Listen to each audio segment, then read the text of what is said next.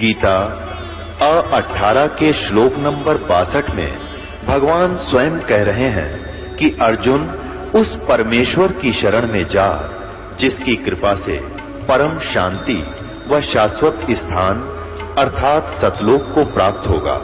वो परमेश्वर कौन है, कहां है, कैसा है, जानने के लिए कृपया अवश्य सुनिए जगत गुरु तत्वदर्शी संत रामपाल जी महाराज के अमृत वचन।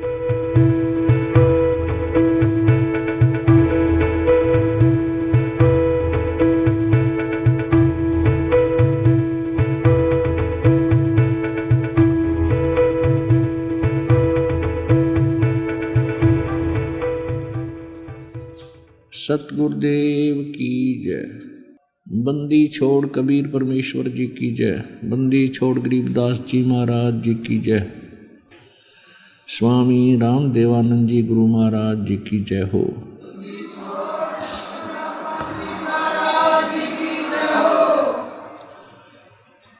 सर्व संगत से प्रार्थना है, सत्संग प्रारंभ हो रहा है। कृपया सत्संग स्थल पर शांति पूर्वक विराजमान होकर के श्रद्धा से सत्संग सुने।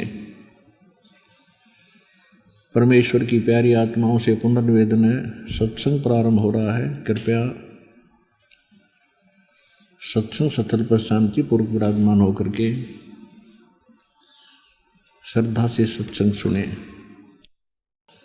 सतगुरुदेव की जय। बंदी छोड़ कबीर परमेश्वर जी की जय। बंदी छोड़ गरीबदास जी महाराज जी की जय हो। स्वामी राम देवानंद जी गुरु महाराज जी की जय हो।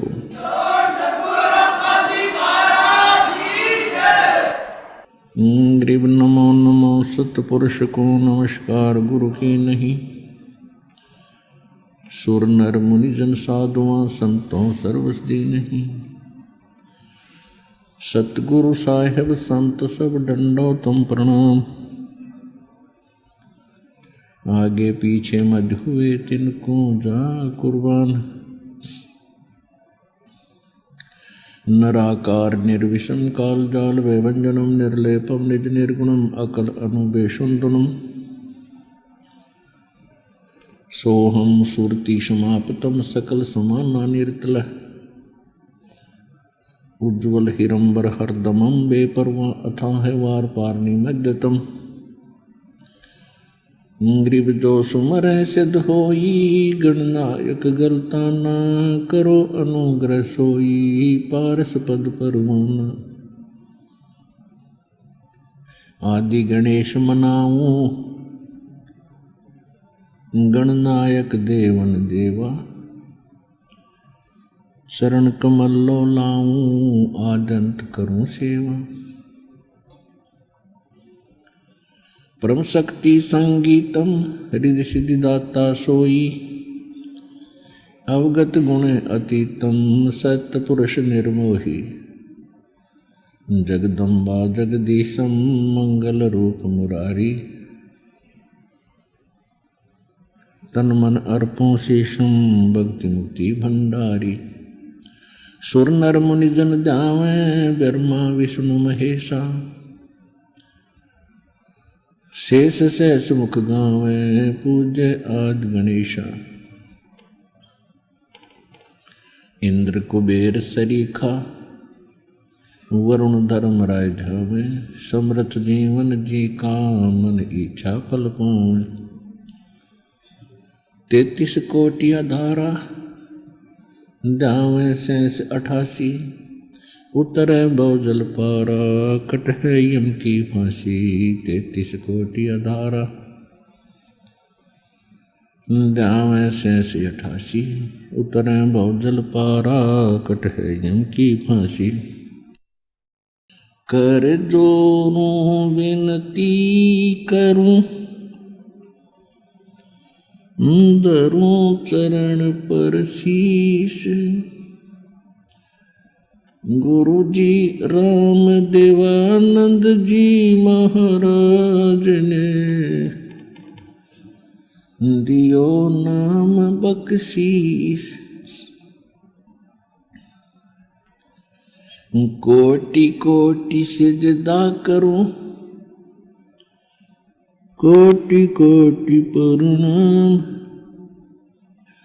चरण कमल में राखियो में बांधी जाम गुलाम। कुत्ता हूँ गुरुदेव का, रामपाल दास का नाम, गले प्रेम की जेवड़ी, जाखे चोहा जाऊं। तो करो तो बावड़ू,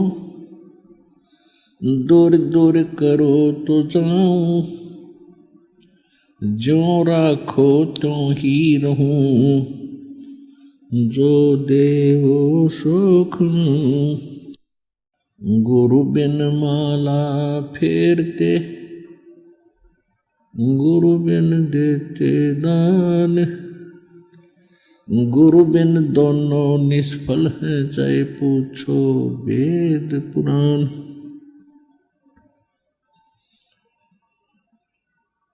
राम कृष्ण से कौन बड़ो, उन्हों भी गुरु कीन, तीन लोक के वे धनी, गुरु आगे अधीन। गुरु जी तुम ना भूलियो, चाहे लाख लोग मिल जाहीं, हमसे तुमको बहुत है, तुम जैसे हमको नहीं। तुमरे विसारे क्या बने, मैं किसकी शरण में जाऊं, शिव ब्रंच मुनि नारदा, तिनके हृदय ना समाऊं।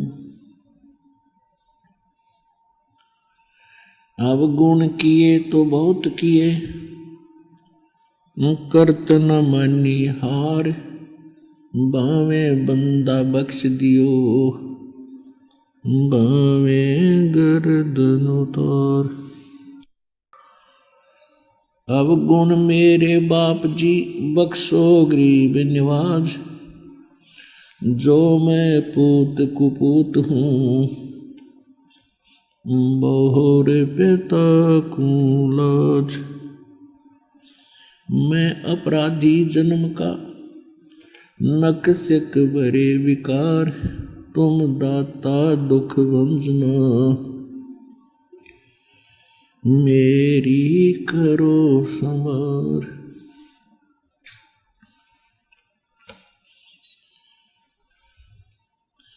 परम पिता परमात्मा पूर्ण ब्रह्म, सारी सृष्टि के रचनहार कबीर देव कबीर साहिब, अल्लाहु अकबर कबीर परमेश्वर जी की असीम रजा से आप सभी पुण्यात्माएं सत्संग सुनने के लिए उपस्थित हुए।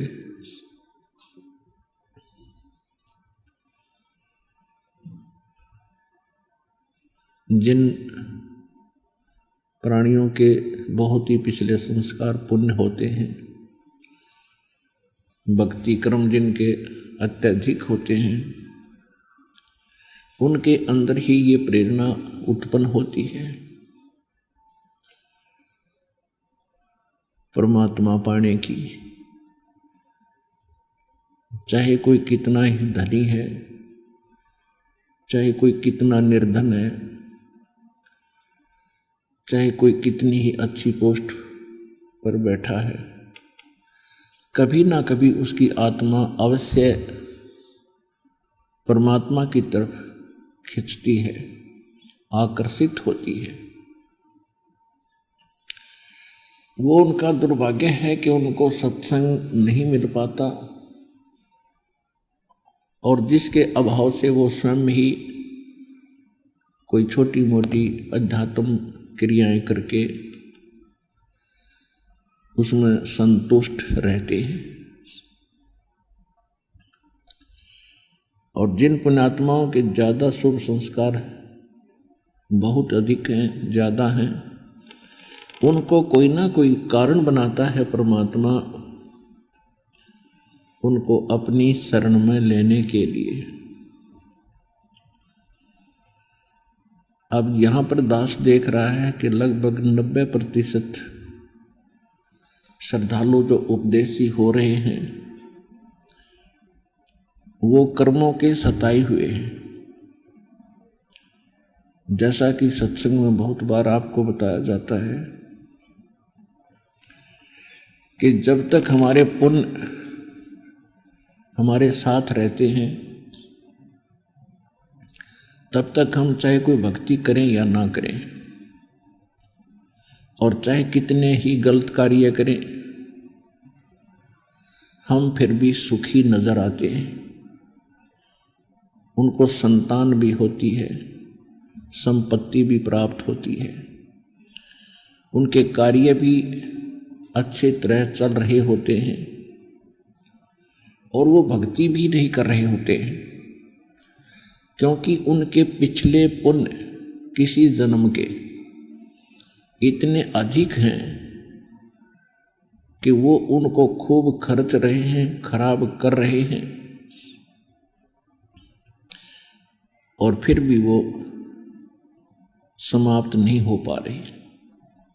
और जब तक वो समाप्त नहीं होंगे तो परमात्मा का विधान है जैसे कर्म करेगा वो फल उसको अवश्य मिलेंगे, चाहे बुरे कर रखे हैं चाहे अच्छे कर रखे हैं। जब तक हम परमेश्वर कबीर जी की शरण में नहीं आते, जब तक हम उस पाप नाशक बंदी छोड़ कबीर परमेश्वर की शरण में नहीं आते, तब तक हम दोनों ही कर्मों को भोगते हैं और तब तक हमारे दोनों अकाउंट ओपन रहते हैं, शुभ भी और अशुभ भी, पुण्य वाले भी और पाप वाले भी। तो जिस लोक में हम रह रहे हैं यहाँ पर पुण्य तो बहुत ही कम बन पाते हैं और पाप ऑटोमेटिकली दिन रात होते रहते हैं, क्योंकि ये अक्षेत्र ऐसा है, ये लोक ऐसा है। यहाँ पर पाप तो बिना करे भी होंगे और पुण्य करने से ही बनेंगे। अब जैसे किसी जमीन में किसान खेती यानी फसल उपजाना चाहता है तो उसके लिए उसने कितनी मेहनत, परिश्रम और धन व्यय करना पड़ता है। शारीरिक परिश्रम भी करता है, हल से उसको जोतता है, संवारता है खेत को, फिर फसल बीज यानी बीज डालता है, उसको बोता है, तो वो बीज भी पैसा खर्च होता है, संवारने में भी मेहनत मजदूरी या कोई ट्रैक्टर वगैरह से करवाते हैं उसके पैसे लगते हैं, व्यय होता है धन, और फिर उसमें सिंचाई करनी होती है, खाद डालना होता है, उसकी रक्षा करनी होती है, उसमें भी धन व्यय होता है, और फिर उसको काट के निकालने के लिए भी धन व्यय होता है। तब जाकर के उसको फसल प्राप्त होती है जो जीवन दाता है। और उसी जमीन को कुछ ना करो, हाथ भी ना लाओ, और उसमें फिर भी ऑटोमेटिकली इतना अड़ंगा कुबाड़ खरपतवार उग जाएगा, वह जमीन दिखाई नहीं दे, और वो किससे काम का नहीं, न डांगर वैसे पशु वैसे खावें, मानस के काम का नहीं। तो इसी प्रकार हमारा ये शरीर एक फील्ड है, और हम जो भी इस क्षेत्र में घूमते हैं, काल के लोक में रहते हैं, जो भी क्रियाएं करते हैं, इसमें पाप तो ऑटोमेटिकली हो जाएंगे बिना करे। पृथ्वी ऊपर पग जो धारे, करोड़ जीव एक दिन में मारे।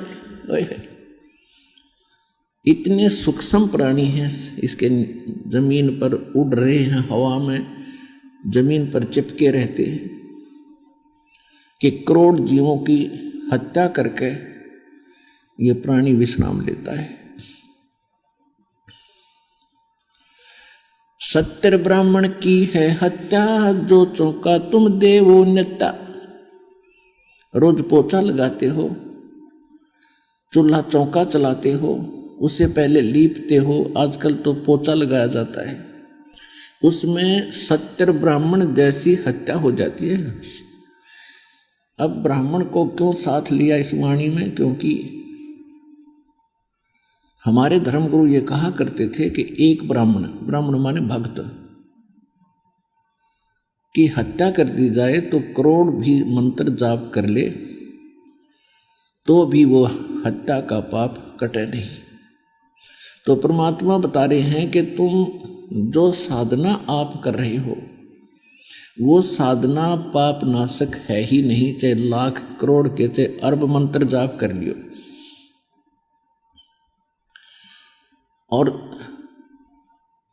तुम जैसे आप प्रतिदिन पोछा लगाते हो तो उसमें भी तुम्हारे कितने पाप लग जाते हैं। एक चूल्हे के स्थान पर चूल्हा चौका जो देते थे उस स्थान को लिपा करते थे डेली स्वच्छ बनाने के लिए। कहते हैं इतने से पोर्शन में 70 ब्राह्मण की है हत्या, जो चौका तुम देवो नेता।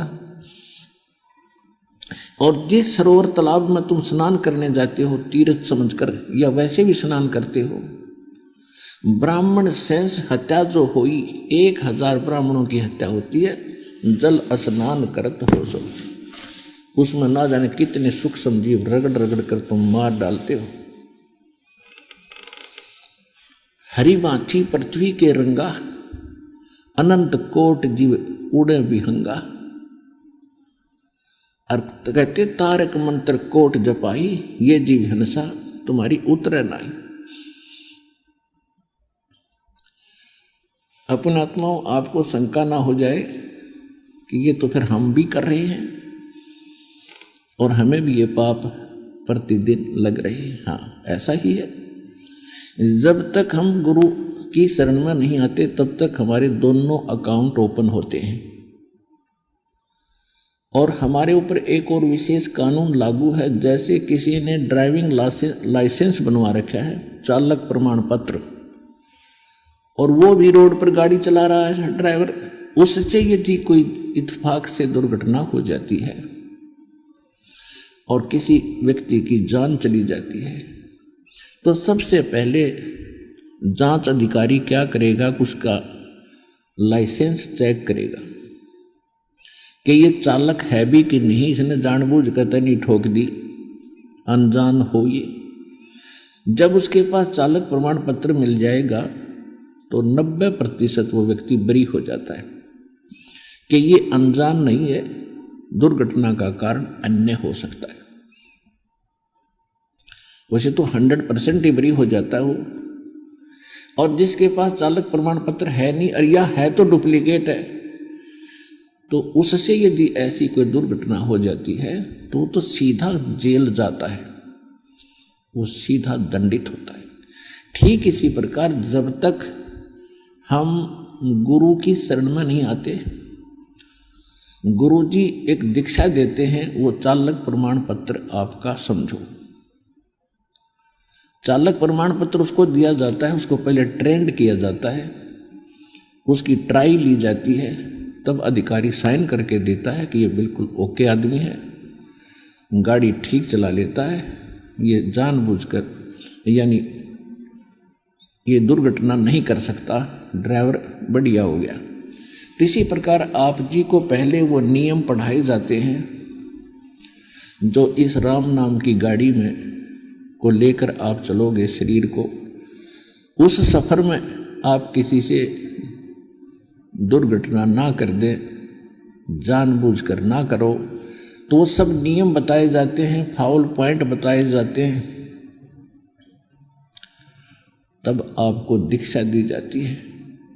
उसके पश्चात यदि फिर भी कोई दुर्घटना यानी कोई जीव हिंसा होती है तो फिर आपको उनका पाप नहीं लगेगा। जैसे हाली खेत में हल जोतता है, एक हलाई होती है 30-40 फुट चौड़ी और 200 फुट लंबा अक्षेत्र, एक एकड़ का 200 फुट लंबा, 30-40 फुट चौड़ा। उसको हल जोतने के लिए हाली अपना एक स्थान बनाता है कि इसको पूरा करके फिर नेक्स्ट शेष किले को, एकड़ को, उसके बाद ऐसे बढ़ता जाता है। उसमें कुछ पोर्शन सेलेक्ट करता है, उसको ऐसे बाता चारों तरफ से घुमा कर हल को, ऐसे ट्रैक्टर वाले भी करते हैं। एक हलाई यानी 20-30 फुट बाई 200 फुट में जो हल से प्रयत्न करता है हाली, कहते हैं 1000 कसाइयों जितना पाप उसको लगता है। एक हलाई और सेंसर कसाई,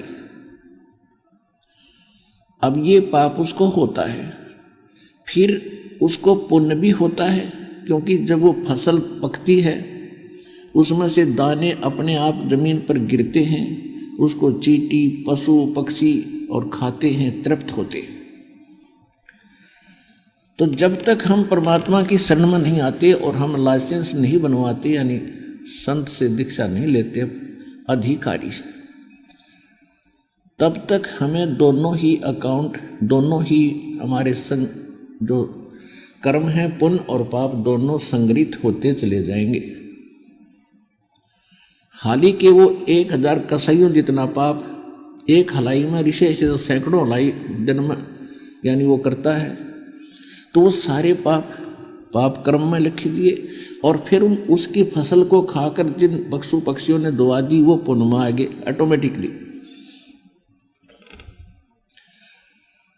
जब हम परमात्मा की शरण में आ जाते हैं फिर वो पाप हमारा नहीं लगेंगे जो हल जोतने में पहले लगते थे। या आप सफर करते हो अपने किसी काम वश, तो उसमें भी आपके पैरों के नीचे जीव मरते हैं, और जिस समय आप परमात्मा की शरण में आ जाते हो फिर वो पाप आपके बैड अकाउंट में नहीं लिखे जाएंगे, क्योंकि परमात्मा का एक विधान है कि वो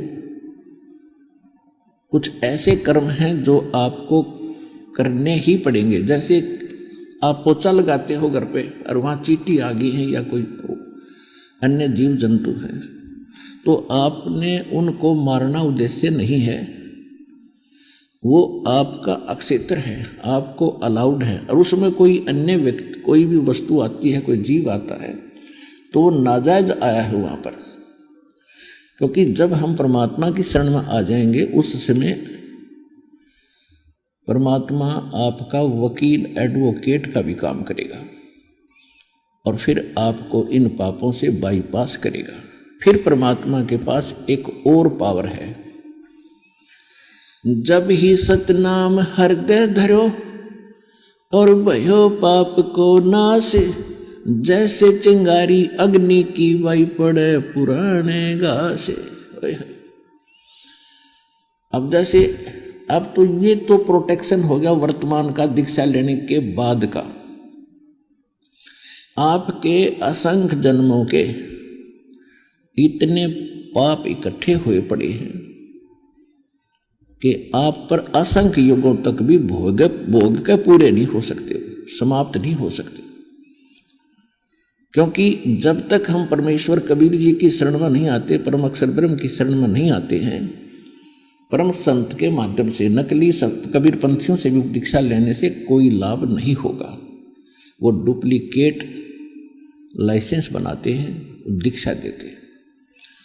तो तब तक, तो उससे पहले के हमारे असंख्य जन्मों के वो संग्रहित पाप इकट्ठे हुए पड़ रखे हैं और वो कभी भी आपसे पूर्ण नहीं हो सकते, जिस कारण से 84 लाख प्रकार की योनियों यानी प्राणियों के शरीरों में भी आप उनको भोग लेते हो तो भी शेष रह जाते हैं। उनको वो भी समाप्त करने जब हमने सतलोक चलना है तो पापी आत्मा सतलोक नहीं जा सकती, पाप रहित होकर ही हम वहां जाएंगे। उसके लिए परमात्मा ने बताया कि जो तुम्हारे संग्रहित असंख्य जन्मों के ढेर पड़े हैं, उसके लिए ये सच्चा नाम, यथार्थ भक्ति विधि आपको परम संत से मिलेगी। उसके बाद जब आप भक्ति करोगे, जब ही सतनाम हृदय धरो, भयो पाप को नाश, जैसे चिंगारी अग्नि की बई पड़े पुराण घास। ये पुराना घास जो है आपके संचित कर्म, पाप कर्म है। और 1000 टन सूखा घास पड़ा हो तो वो कितने क्षेत्र को कवर कर रखा है 1000 टन घास ने। और फिर उसमें एक माचिस की सीख लगा दी, तिल्ली जला के, वह सारे ने फूंक कर राख बना देगी। और फिर चलेगी तेज हवा, उस राख को कहीं की कहीं पटक मारेगी, वो फील्ड क्लियर हो गया। जैसे सूरज के आगे बदरा, ऐसे कर्म छयारे, प्रेम की पवन कर चित मंजन, झलके तेज नयारे। जैसे सूरज के आगे बादल छा जाते हैं तो सूर्य का प्रॉपर प्रकाश, वो वास्तविक प्रकाश हम प्राप्त नहीं कर पा रहे। और एक तेज हवा चलती है, बादलों को तितर बितर कर देती है, आसमान साफ हो जाता है, तब सूर्य का प्रकाश हम सीधा देख रहे होते हैं। ऐसे ही कहते, जैसे सूरज के आगे बदरा, ऐसे कर्म छयारे। जैसे सूर्य के सामने बादल आ जाते हैं, इस प्रकार परमात्मा और आत्मा के बीच में ये पाप कर्मों के बादल छाए हुए हैं। और प्रेम की पवन, प्रेम की हवा चलेगी और करे चितमंजन, फिर झलके तेज नयारे। जब आप इस भक्ति पर लगोगे, जितने आपके पाप खत्म होते चले जाएंगे। जितनी अधिक भक्ति करोगे, जितना अधिक धर्म करोगे, उतनी ही आत्मा साफ होती रहेगी, पाप नाश होते रहेंगे। और जब पाप नाश हो जाएंगे, परमात्मा की जरा सी भी चर्चा कभी चलेगी, कोई भी परमात्मा की कथा हम सुनेंगे, आंखों से ऑटोमेटिकली अश्रु धारा चल पड़ेगी, कलेजा भर भर के आवेगा। तो ये समझ लेना कि अब आपकी वो प्रेम की पवन चल पड़ी और उससे भी पाप नाश होते हैं। कहते, नाचे गाए किन्हें ना मिलिया, जिन मिलिया तिन रोए। और नाचे गाए भगवान मिला, फिर कौन दुआगन होए। तो इसलिए परमात्मा के पाने के लिए गुरु की एक बहुत विशेष आवश्यकता है। और ये हमारे मानव समाज में सबसे बड़ी कमी है कि मानव समाज को गुरु ही नहीं मिले हैं। जब परमात्मा स्वयं आए थे, वो गुरु कहो, सतगुरु कहो, भगवान कहो, वो तो सर्वे सवा थे। उसके बाद उन्होंने जिन महापुरुषों को अपना परिचय कराया, आदरणीय धर्मदास साहिब जी, आदरणीय मुलुकदास साहिब जी, आदरणीय नानक साहिब जी, आदरणीय दादू साहिब जी, आदरणीय गरीबदास साहिब जी, गांव छुड़ानी जिला झज्जर, और आदरणीय गीसा दास जी, गांव खेखड़ा बागपत मेरठ यूपी वाले, और आदरणीय स्वामी रामानंद काशी वाले। ये महापुरुष भी गुरु थे और सतगुरु थे, लेकिन परमात्मा ने इनको प्रतिबंधित कर दिया था कि अभी इस ज्ञान को डिस्क्लोज ना करना। अपने एफिडेविट लिख दो, जैसा तुमने मुझे जाना है, मुझे देखा है, ताकि पिछली पीढ़ी जब हम भक्ति युग चलाएंगे, उस समय आप एज ए मेरे दृष्टा मेरे बच्चों के सामने रहोगे। तो वो सतगुरु वो भी थे, उनके पास यथार्थ ज्ञान था, यथार्थ भक्ति थी, लेकिन उन्होंने लिख जरूर दिया वाणी। आदरणीय धर्मदास साहिब जी ने यही जड़ी खाई, यही पुड़िया खाई थी जो दास आपको दे रहा है, यही मंत्र जाप किए थे। आदरणीय मुल्कदास साहिब जी ने यही जाप किया था। आदरणीय नामदेव जी को भी परमात्मा मिले थे, उनको भी यही मंत्र दिए थे। आदरणीय नानक साहिब जी को भी यही जड़ी प्राप्त थी, वो खुद खाई थी उन्होंने, लेकिन आगे किसी को दी नहीं और ना बताई किसी को, क्योंकि उनको अलाउड नहीं था। उन्होंने उसके साथ साथ भक्ति बनाए रखने के लिए, श्रद्धा बनाए रखने के लिए एक विकल्प दे दिया, वाणी का पाठ और धर्म भंडारे। तो ये धर्म भंडारे, वाणी का पाठ जब तक मूल मंत्र नहीं है, ये ऐसा समझो रोग काटने के लिए। जैसे कोई रोगी है और वो हॉस्पिटल में जाता है, डॉक्टर यानी सबसे पहले उसको, जो दीर्घ रोगी होता है, उसको ग्लूकोज लगाता है। ग्लूकोज पाप यानी रोग नाशक नहीं होती, वो केवल बॉडी को सपोर्ट देती है, उसके पानी को खत्म नहीं होने देती है, यानी उस कारण से उसकी डेथ नहीं होने देंगी, लेकिन रोग नहीं कटेगा। रोग काटने के लिए फिर इंजेक्शन और टेबलेट कैप्सूल वो भिन्न होते हैं। तो ग्लूकोज के साथ साथ फिर डॉक्टर वो भी देता है। तो उन महापुरुषों ने क्या किया कि ये धर्म भंडारे, जैसे हम आपको मंत्र देते हैं जाप करने के, ये तो कैप्सूल समझो, टैबलेट समझो और पीने की दवाई समझो, और जो साथ में आपसे यज्ञ हवन और ये भंडारे कराए जाते हैं, ये ग्लूकोज समझो, ये अनिवार्य है। अब आपके लिए सारे ही ट्रीटमेंट, कंप्लीट कोर्स आपके लिए अनिवार्य है, क्योंकि आप इतने दीर्घ रोगी हो चुके हो, आपकी आत्मा इतनी पापों से ग्रस्त हो चुकी है, इतनी वीक हो गई है कि अब ये सभी कुछ करने से भी बहुत देर में आपका जो है रिकवरी होगी, बहुत समय लगेगा आपको ऊपर उठने में, और नहीं तो ये भक्ति नाश करते जीवन नाश हो ही रहा था। तो उन महापुरुषों ने ये काम कर दिए। परमात्मा की प्रेरणा थी, कोई गीता जी का पाठ करता था, कोई जपजी साहिब का पाठ करते थे, वाणी का पाठ करते थे, कोई वेदों के मंत्र, ओम भूर्भुवः स्वः युग सेलेक्ट कर लिया, यजुर्वेद अध्याय 36 का मंत्र 3, इसको बना दिया गायत्री मंत्र, ओम नाम जोड़ के। तो इस तरह की जो हम सदग्रंथों की जो वाणी पढ़ा करते, उनसे हमारे ग्लूकोज लगा रहा, और फिर हम आगे जय गणेश देवा, हनुमान चालीसा, संतोषी माता की आरती, ये तो यूजलेस थी, कुछ भी लाभ नहीं होना था। सदग्रंथों के पठन पाठन से, स्वाध्याय करने से ज्ञान यज्ञ यानी ग्लूकोज का काम चलता लगा रहा।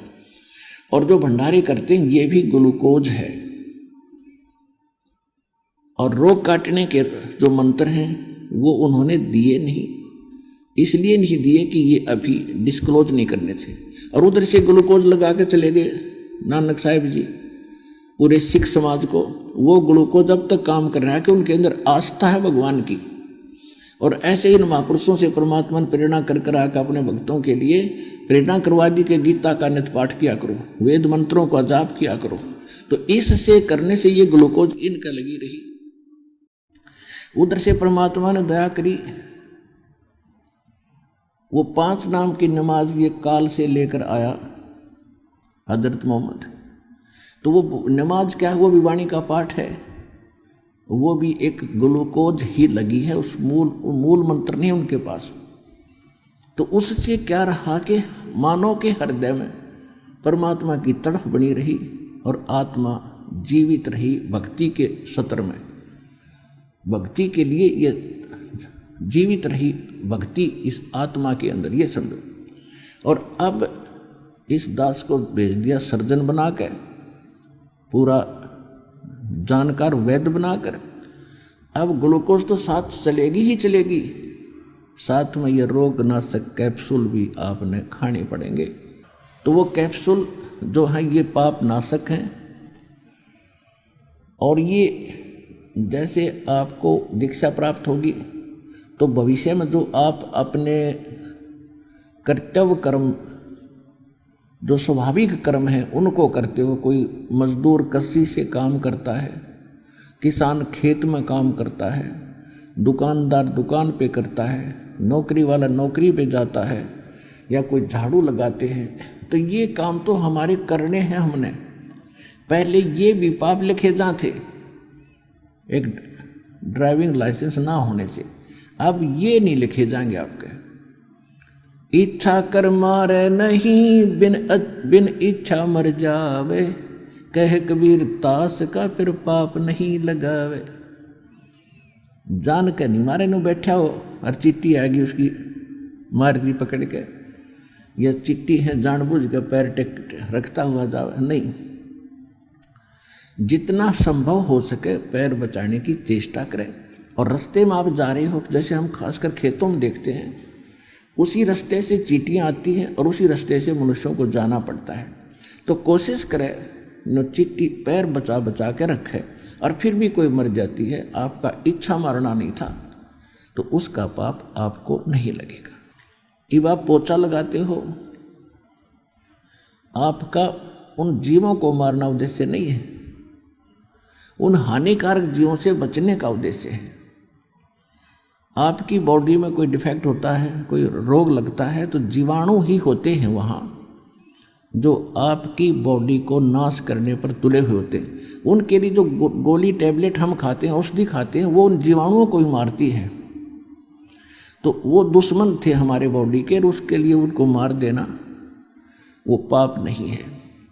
जानकर मारा नहीं, चाहे सर्प भी आपके सामने आ जा, इच्छा कर मारा नहीं। आपके घर में घुस जा और आपको लगे कि ये डस सकता है, तो उसको कोशिश करो निकालने की, नहीं निकला तो बेसिक मार दो, उसका पाप नहीं। तो इस तरह के हमने कर्मों को बचाना है और परमात्मा के विधान अनुसार हमने अपनी भक्ति को चलाना है। जब ही सतनाम हृदय धरो, अब रहे संचित कर्म। अब क्रियावान कर्म तो हमारे सुधर गए, शराब बीड़ी तम्बाकू ये सब त्यागना पड़ेगा, क्योंकि जो हम और तो पाप करे थे, जैसे वो तो हुए थे अपने स्वाभाविक कर्मों से, और हम ये न्यारे पाप और करें थे, हुक्का पीना, तम्बाकू सेवन करना, सिगरेट बीड़ी पीना, मदिरा मांस खाना, तम्बाकू या भुक्की सुल्फा गांजा पीना, भांग पीना, तो ये पाप और अलग से हैं, ये भयंकर पाप थे। ये भी हम पैरेलल कर रहे थे, तो ये सारे छूट गए, तो हम कितने पापों से बच गए। कहते हैं सो नारी जारी करे सुरापान 100 बार, एक चिलम हुक्का भरे वो डूबे काली दहारे। पुणात्मा श्रीमद् भगवत गीता अध्याय नंबर 7 के श्लोक नंबर 29 में 29 में, क्योंकि ये सदग्रंथ हैं, इनमें कोड वर्ड हैं, सांकेतिक शब्द। सांकेतिक शब्द जैसे साइंस के फार्मूले होते हैं, उसमें बहुत ही 100% सांकेतिक होते हैं। तो ये एक साइंस ही समझो, आध्यात्मिक साइंस है। इसमें बहुत कोड वर्ड हैं, उन कोड वर्डों को, सांकेतिक शब्दों को टीचर ही जान सकते। तो हम जिनको टीचर माना करते थे वो टीचर नहीं थे, वो तो कति बालक थे, आपसे भी गए गुजरे ज्ञान युक्त व्यक्ति थे, जिनको मंडलेश्वर आचार्य, शंकराचार्य और महापुरुष और महर्षि मान्या करते। उनको कख भी पता नहीं था भक्ति का, न इन कर्मों से परिचित थे वो। तो इसमें क्या बताया है कि एक हिंट दिया है कि जो व्यक्ति जरा मरण मोक्षाय यतन्ति ते माम आश्रित यतन्ति ते ब्रह्म तत्विदु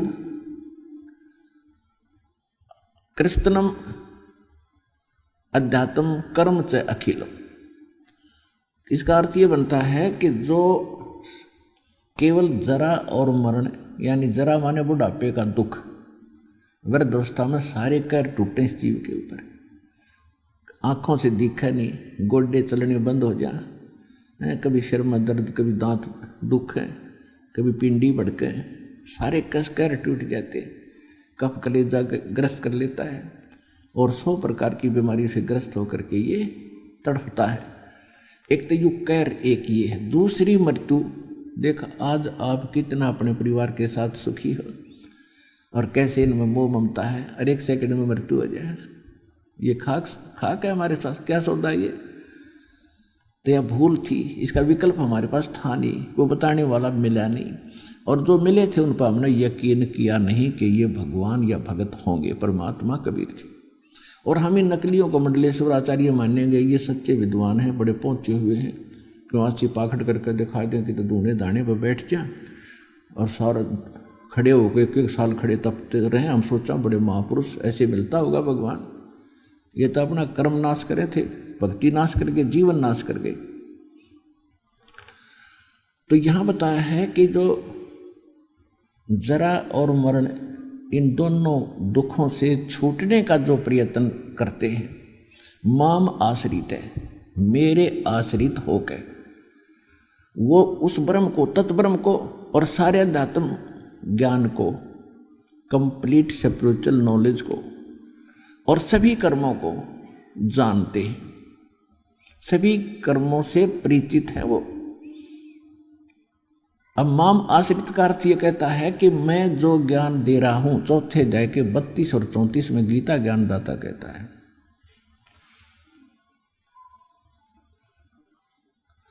कि परमात्मा स्वयं अपने मुख कमल से एक यथार्थ ज्ञान और इन आध्यात्मिक,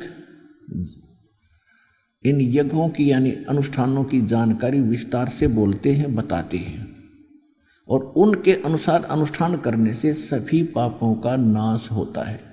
वो तत्व ज्ञान है, उसको मैं नहीं जानता, गीता ज्ञानदाता कहते हैं। 4थे अध्याय के 34 में कहा कि उस तत्व ज्ञान को किसी तत्वदर्शी संतों के पास जाकर समझ, उनको दंडवत प्रणाम करने से और कपट छोड़ के उनसे प्रसन्न करने से वो तत्वदर्शी संत तुझे उस तत्व ज्ञान का उपदेश करेंगे। तो ये कहता माम आश्रित जरा मरण मोक्षाय यतंती, माम आश्रित यतंती ते, जो मेरे इस ज्ञान का आश्रय कर लेता है और तत्वदर्शी संत की खोज कर लेता है, वो व्यक्ति जरा और मरण से ही छूटने के लिए प्रयत्न करता है। वो संसार की किसी वस्तु की इच्छा नहीं करता, क्योंकि वो उस तत्ब्रह्म से और सारे अध्यात्म मार्ग से और सभी कर्मों से परिचित हो जाता है। तो ये अब दास साहब बताने जा रहा है आज कि ये एक और पाप हम साथ करा करते। कहते हैं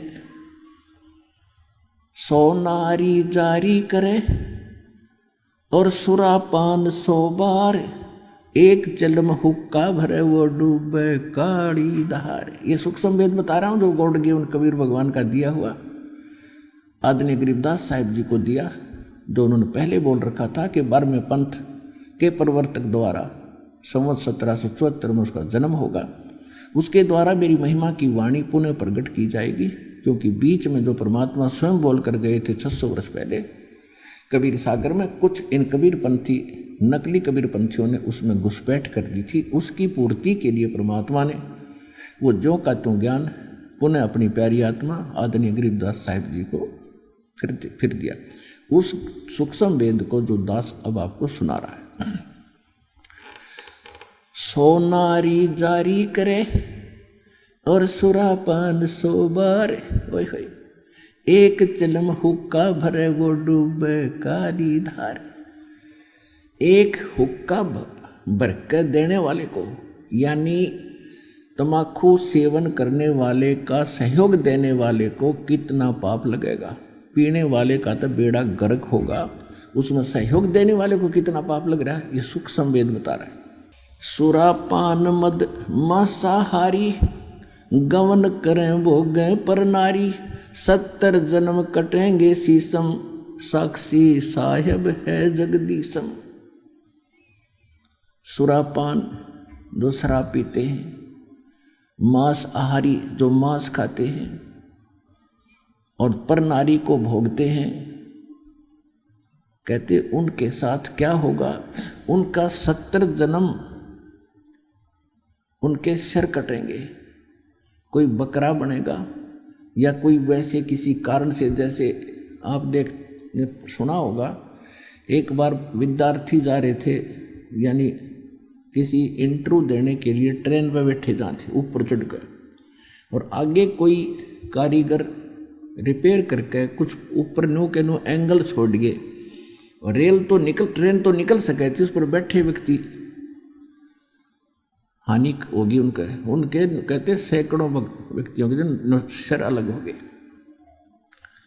तो इस तरह की दुर्घटनाओं में फिर उनकी मृत्यु होगी, या फिर कहीं वो ऐसे मारा जाएगा, कभी बकरा कभी मुर्गा बनेगा, कभी जोटा भैंस बनेगा, कसाई काटेंगे। तो कहने का भाव ये है कि सुरापान मदमांसाहारी और गवन करे भोगे पर नारी, 70 जन्म कटेंगे शीशम, साक्षी साहिब है जगदीश। गरीबदास जी कहते हैं मैं अपने जगदीश कबीर भगवान की को साक्षी रख के कह रहा हूं कि ऐसे पाप करनियों को ये दंड मिलेगा। पर द्वारा स्त्री का खोले 70 जन्म अंधा हो डोले। एक पर नारी के साथ गमन करने का, विलास करने का कितना पाप बताया है कि 70 जन्म वो अंधे की योनि पाओगा, चाहे मनुष्य बन के या गधा बन के या कुत्ता या सुअर बन के। पर द्वारा स्त्री का खोले 70 जन्म अंधा हो डोले। ओए होए मदरा पीवे कड़ुआ पानी 70 जन्म समान के जानी। ओए एक बार शराब पीता है तो 70 जन्म कंटिन्यू कुत्ते की योनि में जाओगा एक बार। और जिसने बोतल की बोतल खाली कर रखी है उसका तो पता नहीं 1000 जन्म हो गएगा, 2000 जन्म कुत्ते के, और कुत्ते का जन्म तो एक कब तेरा। अब तो अफलातून पी के घुटी ला के शराब की और टीटी पाक जाए और पत्नी रोवा खड़ी खड़ी कि ये रोटी खाली ना मरेगा, वह थाली लेकर जाएगी रोटी खा लो और वो मारेगा ठोकर, दूर आ जा।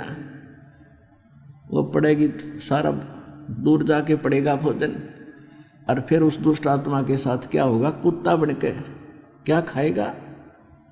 जब तो ठोकर मारा था थालियों के, कुत्ता बनेगा और फिर भूख लगेगी, सारी रात भौंकेगा, गली में पड़ेगा गर्मी सर्दी में। सुबह उठते ही कहाँ जाता है कुत्ता, रसोई में मैं कहा उसने भोजन की, ऐसे ऐसे करके सीधा जाएगा जैसे कोई टोकनी है कोई नहीं, कोई भूख लग रही डट्टा जाना। अब वहाँ रसोई में अब कौन पढ़ने दे उसको, मूर्ख को। कोई देख लेगा घर का सदस्य पहले उसको करेगा तो पर वो कानों पर घटाड़ा करे, भूख लग रही जोर की, सीधा ही चल पड़ता वो। फिर उठा कर लठ उसके कड़े में ठोकेगा कमर में, फिर ट्या ट्या ट्या करता जाएगा गली में। फिर कुछ देर के बाद कुछ भूल सी पड़ेगी डंडे की, फिर सोचेगा भूख तो क्यों अंदर है ही, फिर दूसरे मकान की तरफ चलेगा। वहाँ उसके भाग और दुर्भाग्य, उसने कोई टूक मिले या लठ मिले या जूत मिले। जब वहाँ भी उसकी सेवा लठ से होगी तो फिर वो प्रयत्न छोड़ देता उस दिन का, फिर वो बाहर भागता जंगल की तरफ। वहाँ क्या खाता है, टट्टी खा के आता है। और जब पी कर शराब मारा था ठोकर, तो ये कर्म याद दिलाए जाते। मदरा पीवे कड़ुआ पानी 70 जन्म समान के जानी। अब विचार करो, सो नारी जारी करे और सुरापान 100 बार, एक चिलम हुक्का भरे वो डूबे काली धार। ओए होए एक पर नारी गमन करने का, पर नारी के साथ दुर्व्यवहार करने का, दुराचार करने का कितना पाप बता, 70 जन्म अंधा हो डोले। और मांस खाने वाले का सुरापान मदमांसाहारी और गमन कर्म हो गए नर नारी। पर नारी 70 जन्म कटेंगे शीशम, और साक्षी साहिब है जगदीश। इन सभी पापों को जोड़ दे शराब पीने वाले को जो 70 जन्म कुत्ते का भोगेगा एक बार पीने से, और 70 जन्म सिर कटेंगे। इन सभी पापों को एक बार ऐसे करने से ये पाप है, तो कहते सुरा 100 नारी जारी करे, वो कितना पाप हो गया। एक बार करने से 70 जन्म अंधा हो तो 100 गुण 100 से जोड़ दो 7000 बार, यानी इतना 100 गुना पाप किसको लगेगा, जो केवल धूम्रपान करने वाले का सहयोग देगा। सुरापान 100 नारी जारी करे सुरापान 100 बार, और एक चिलम हुक्का भरे वो डूबे काली धार। तो इसलिए इस तम्बाकू सेवन में और घना पाप है। यानी पाप तो वो भी है, पर इसमें उससे 100 गुना ज्यादा पाप है। और पाप तो सारे ही है, विष तो विष ही है, तो कुछ तेज है कोई थोड़ा कम है, तो विष तो सेवन हमने करना ही ना चाहिए था। अब आदरणीय गरीबदास साहिब जी यही उपदेश दिया करते थे। एक समय वो अपने घोड़े पर सवार होकर और किसी कार्यवश जा रहे थे किसी दूसरे गांव में, और उस गांव से किसी खेतों से गुजर रहे थे, तो गरीबदास जी का घोड़ा वहां जाकर के रास्ता छोड़कर और खेतों के अंदर से चल पड़ा, दूसरी साइड से, यानी कुमार्ग पर। फसल टूटने लगी, गरीबदास जी रोकने की चेष्टा कर रहे थे, घोड़ा रुक नहीं रहा था।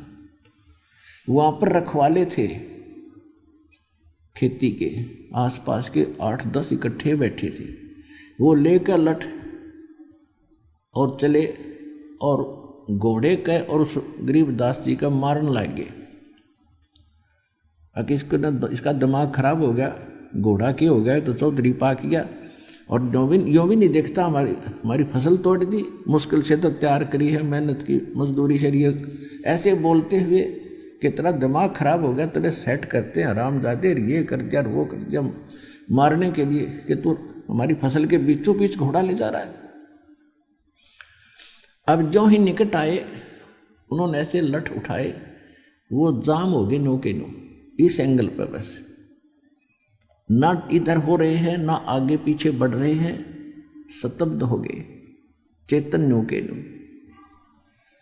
तो इस बात से वो समझ गए कि यो आम व्यक्ति नहीं है।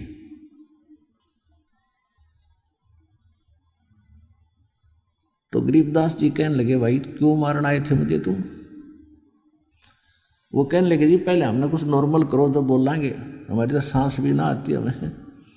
ने बोला ले कर दिया नॉर्मल।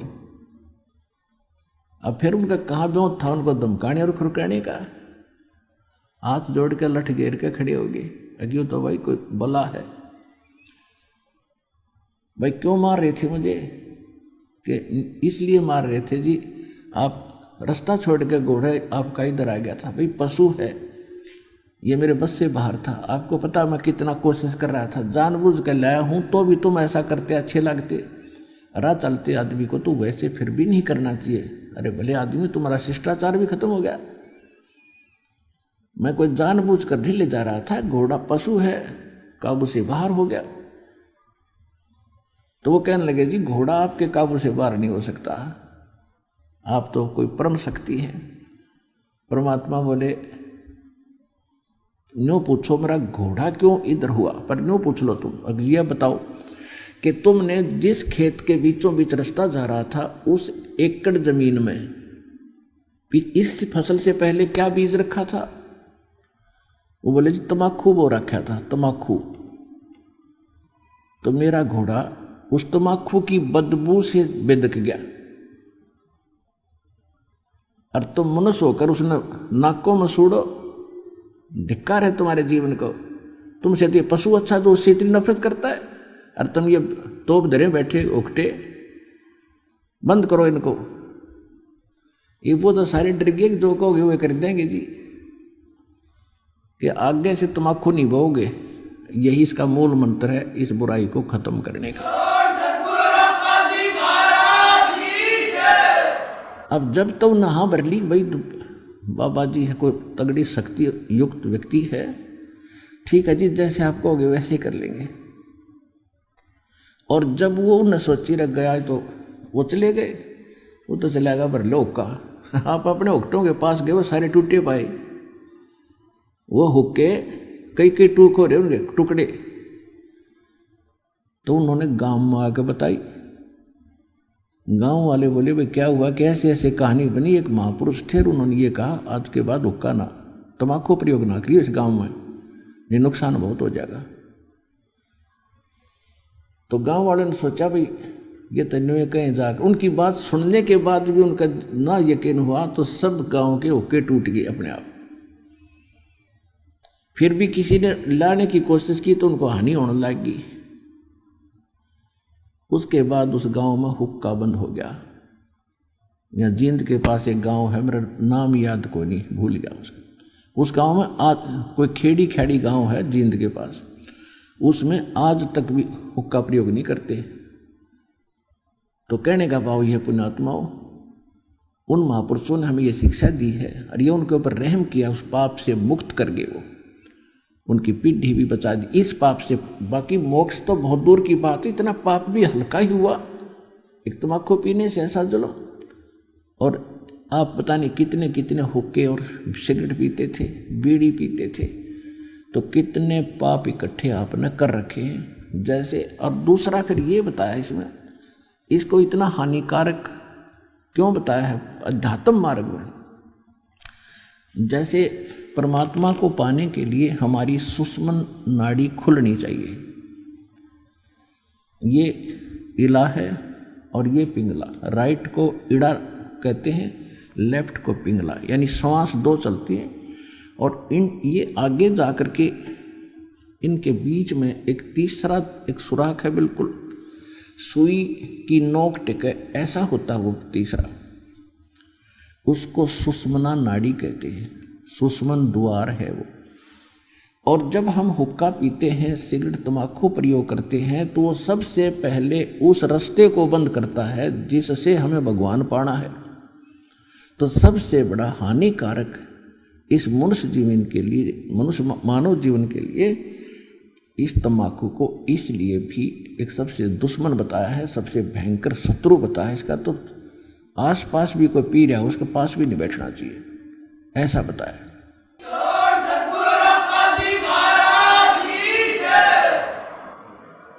अब जैसे हम देखा करते थे, हमारे पिताजी, ताऊ जी, चाचा जी सभी पिया करते गांव के लोग, और वो क्या करा करते, एक लोहे का सरिया रखा करते उस ओके की उस पाइप को साफ करने के लिए, उसमें न्यू मारा करते और उसमें ना जाने कितना मैल निकला करता तीसरे दिन। और फिर ऊपर गठ क्या करते, जो चिलम धरते थे उस चिलम में, वो चिलम भी रुक जाती थी, उसमें भी उसे खुर्चा करते थे। और वही धुआं फिर हमारे अंदर जाता, श्वासों के माध्यम से हुक्का मुंह तो प्योर नाकों में निकालना, ढूंढा ठावे, और वो फिर उस द्वार को बंद करता जो भगवान पानी का है, जिसको तो खोलना चाहिए था हमने। तो इसलिए तम्बाकू सबसे खतरनाक है। और ये जितने पंथ हैं, राधा स्वामी पंथ, वो शिवदयाल जी हुक्का पीवे, राधा स्वामी पंथ का प्रवर्तक वो खुद हुक्का पीवे, ये सारे हुक्का बीड़ी पीवे, तो ये सतलोक चले जाएंगे। इन सबसे पहले वो द्वारा खत्म बंद कर लिया जिससे पार होना था। बात करें तिरकुटी बजाने की, बोला हम तो सीधे तिरकुटी बजाएंगे, जा लिए तिरकुटी बजा। तो पुण्यात्माओं,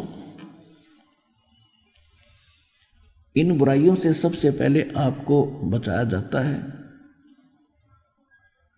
जिससे आपके कितने पाप खत्म हो गए। सतगुरु के उपदेश का लाया एक विचार, जय सतगुरु मिलते नहीं हम जाते नरक द्वार। नरक द्वार में दूत सब फिर करते खेचा तान, उनसे कभू ना छूटता फिर फिरता चारों खानी। चार खानी में भरमता कभू न लगता पार, सो फेरा सब मिट गया मेरे सतगुरु के उपकार। सात समुद्र की मसी करूं और लेखनी करूं बन राय, धरती का कागज करूं गुरु गुण लिख्यो न जाए। सतगुरु के सिजदे करूं कर्म छुटाए कोट, और जो ऐसे सतगुरु की निंदा करे जम तोड़ेंगे ओठ। अब कहते हैं सतगुरु के सिजदा करूं यानी कुर्बान जाऊं ऐसे महापुरुष पर जिसने हमारे करोड़ों पापों से छुटकारा करा दिया, करोड़ों पाप छुटवा दिए, बचा दिए उन पापों से। और ऐसे महापुरुष की कोई भूल से भी निंदा करता है, कहते वो इतना अपराधी हो जाएगा, उसको यम के दूत इतना बेरहमी से पीटेंगे कि उनके होठों को भी सुजा दिया जाएगा डंडे मार मार के। हालांकि कोई आदमी किसी को खुरकाता धमकाता भी है तो ऐसे स्थानों पर मारता जो ज़्यादा हानि ना हो। और होठों पर जो मार रहा है वो कितना क्रोधित होगा, यानी वो कितना निकम्मा आदमी पीटा जा रहा होगा, जिसका कितना लागो मुंह पर लागो चे शर्मा लगो, उसको कितने बेरहमी से पीटा गया है, तो कितना अपराधी था यम दूतों ने जो पीटा। तो यहाँ कहते हैं कि ऐसे व्यक्ति जो ऐसे महापुरुष की निंदा करते हैं फिर वो बहुत ज़्यादा दंडित होंगे, एक्स्ट्रा दंडित होंगे। अब क्या बता रहे हैं कि सतगुरु के उपदेश का भाई लाया एक विचार। जब आंखें खुल गई, ज्ञान समझ में आया, तो फिर पिछला इतिहास समझ में आवा है, पिछली सारी बातें झांक कर देखनी पड़ती है साथ माने कि सतगुरु के उपदेश का लाया एक विचार। और जय सतगुरु मिलते नहीं जाते नरक द्वार। नरक में तो जाना ही जाना था, नरक द्वार में दूत सब फिर करते खींचाता है। आप सारा दिन देखते हो संसार के लोग, हम भी उसी कैटेगरी के थे और हैं अभी भी, लेकिन हमने अपनी दिनचर्या बदल ली, हमने अपनी क्रियाओं को सेट कर लिया, एक भगत की तरह चल रहे हैं। उससे पहले जितने भी आप देखते हो भक्त, चाहे वो भगत भी हैं इन अन्य नकलियों के, वो सारी वही कर्म कर रहे हैं जो जनसाधारण कर रहा है। और संसार तो वो भोला भाला है ही, वो तो अपना करना ही है उसने जो करना। तो क्या देखते हो सारा दिन, कोई हुक्के पर बैठ के गप्पे मार रहा है, कोई ताश खेल रहा है, कोई राजनीति की बतलाव है, या कोई किसी की बूंदी सोचे। सारा दिन अपनी लालच में कुछ जोड़ तोड़ में उसने ऐसे कर दूंगा, उसको ऐसे लूट लूंगा, उसको ऐसे खसुट लूंगा, और कल मृत्यु हो जाती है। वो बकवाद तो गई साथ, वो पाप तो ले गया घसीट के, और जो बकवाद करके जो धन संपत्ति जोड़ी थी वो चला गया भाई छोड़ के। तो ये बातें अब समझ में आऊंगी आपके। अब क्या कहते हैं कि सतगुरु के उपदेश का भी लाया एक विचार, और जय सतगुरु मिलते नहीं हम जाते नरक द्वार। अब जब यहाँ से ये अपराधी लोग जाते हैं, चाहे को प्रधानमंत्री है पूरी पृथ्वी का, राष्ट्रपति है चाहे सारी पृथ्वी का, और जब तक उसके पुण्य है तब तक वो पद प्राप्त है। जब पुण्य और सांस खत्म होंगे उसके पल्ला कुछ नहीं रहेगा, पाप इकट्ठे होंगे जो भक्ति नहीं करके जाता।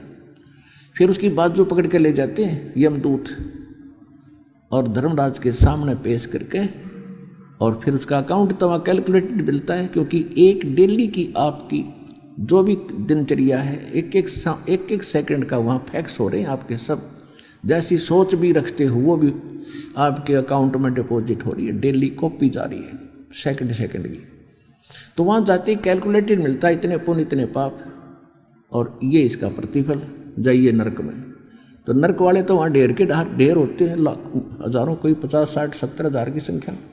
तो उनको यम के दूत आदेश होते ही उस न्यायाधीश का, डांगरों ने जैसे पशु घेरा करें, फाटक में रोक क्या करें, चारों तरफ से घेर लेते। 12 करोड़ हैं वो यम के दूत, और उनको ले चलते हैं। चलो अब नरक के निकट जाते हैं ना आगे वाले, और वहाँ हाहाकार मची हुई है, होय होय बुरा हाल। तो वापस भागते हैं, और पीछे तो वो लठ मारे सीधा कितना लागो उनका सूक्ष्म शरीर में ये मरता नहीं प्राणी, पर पीड़ा बहुत होती है और उनको जबरदस्ती उसमें ठोक कर फाटक बंद कर देते हैं। अब वहाँ खेचा ताने वो यम के दूत पाछत कुटे वो वापस बाजे तो वह खेचा ताने वो और भयंकर दुख है। कहते 4 खाने नरक द्वार में दूत सब वहाँ करते खेचातान और उनसे फिर कबू नहीं छूटता। उसके बाद फिरता 4 खानी यानी 4 प्रकार से जीव उत्पन्न होते हैं। उनके 4 विभागों में बांटा, 4 उनके पार्ट बनाए हैं। जैसे कोई जेर से उत्पन्न होते हैं, जैसे मनुष्य कुछ अंडे से उत्पन्न होते हैं, इस प्रकार से कोई अपने आप सवतत उत्पन्न हो जाते हैं, जैसे डोरा सुरसी या अमीबा वगैरह।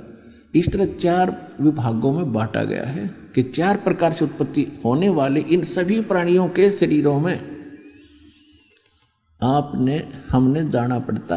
जब सतगुरु ना मिलते, नकली गुरुओं से लिया हुआ नाम भी सहयोग नहीं देगा। नरक द्वार में दूत सब करते खेचातान, उनसे कबू ना छूटता फिर फिरता 4 खानी। 4 खानी में भ्रमता फिर कबू न लगता पार, सो फेरा सब मिट गया मेरे सतगुरु के उपकार। होय होय।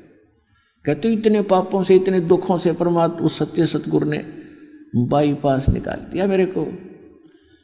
और ऐसे सतगुरु की 7 समुद्र की मसी करूं और लेखनी करूं बन राय, धरती का कागज करूं गुरु गुण लिख्यो न जाए।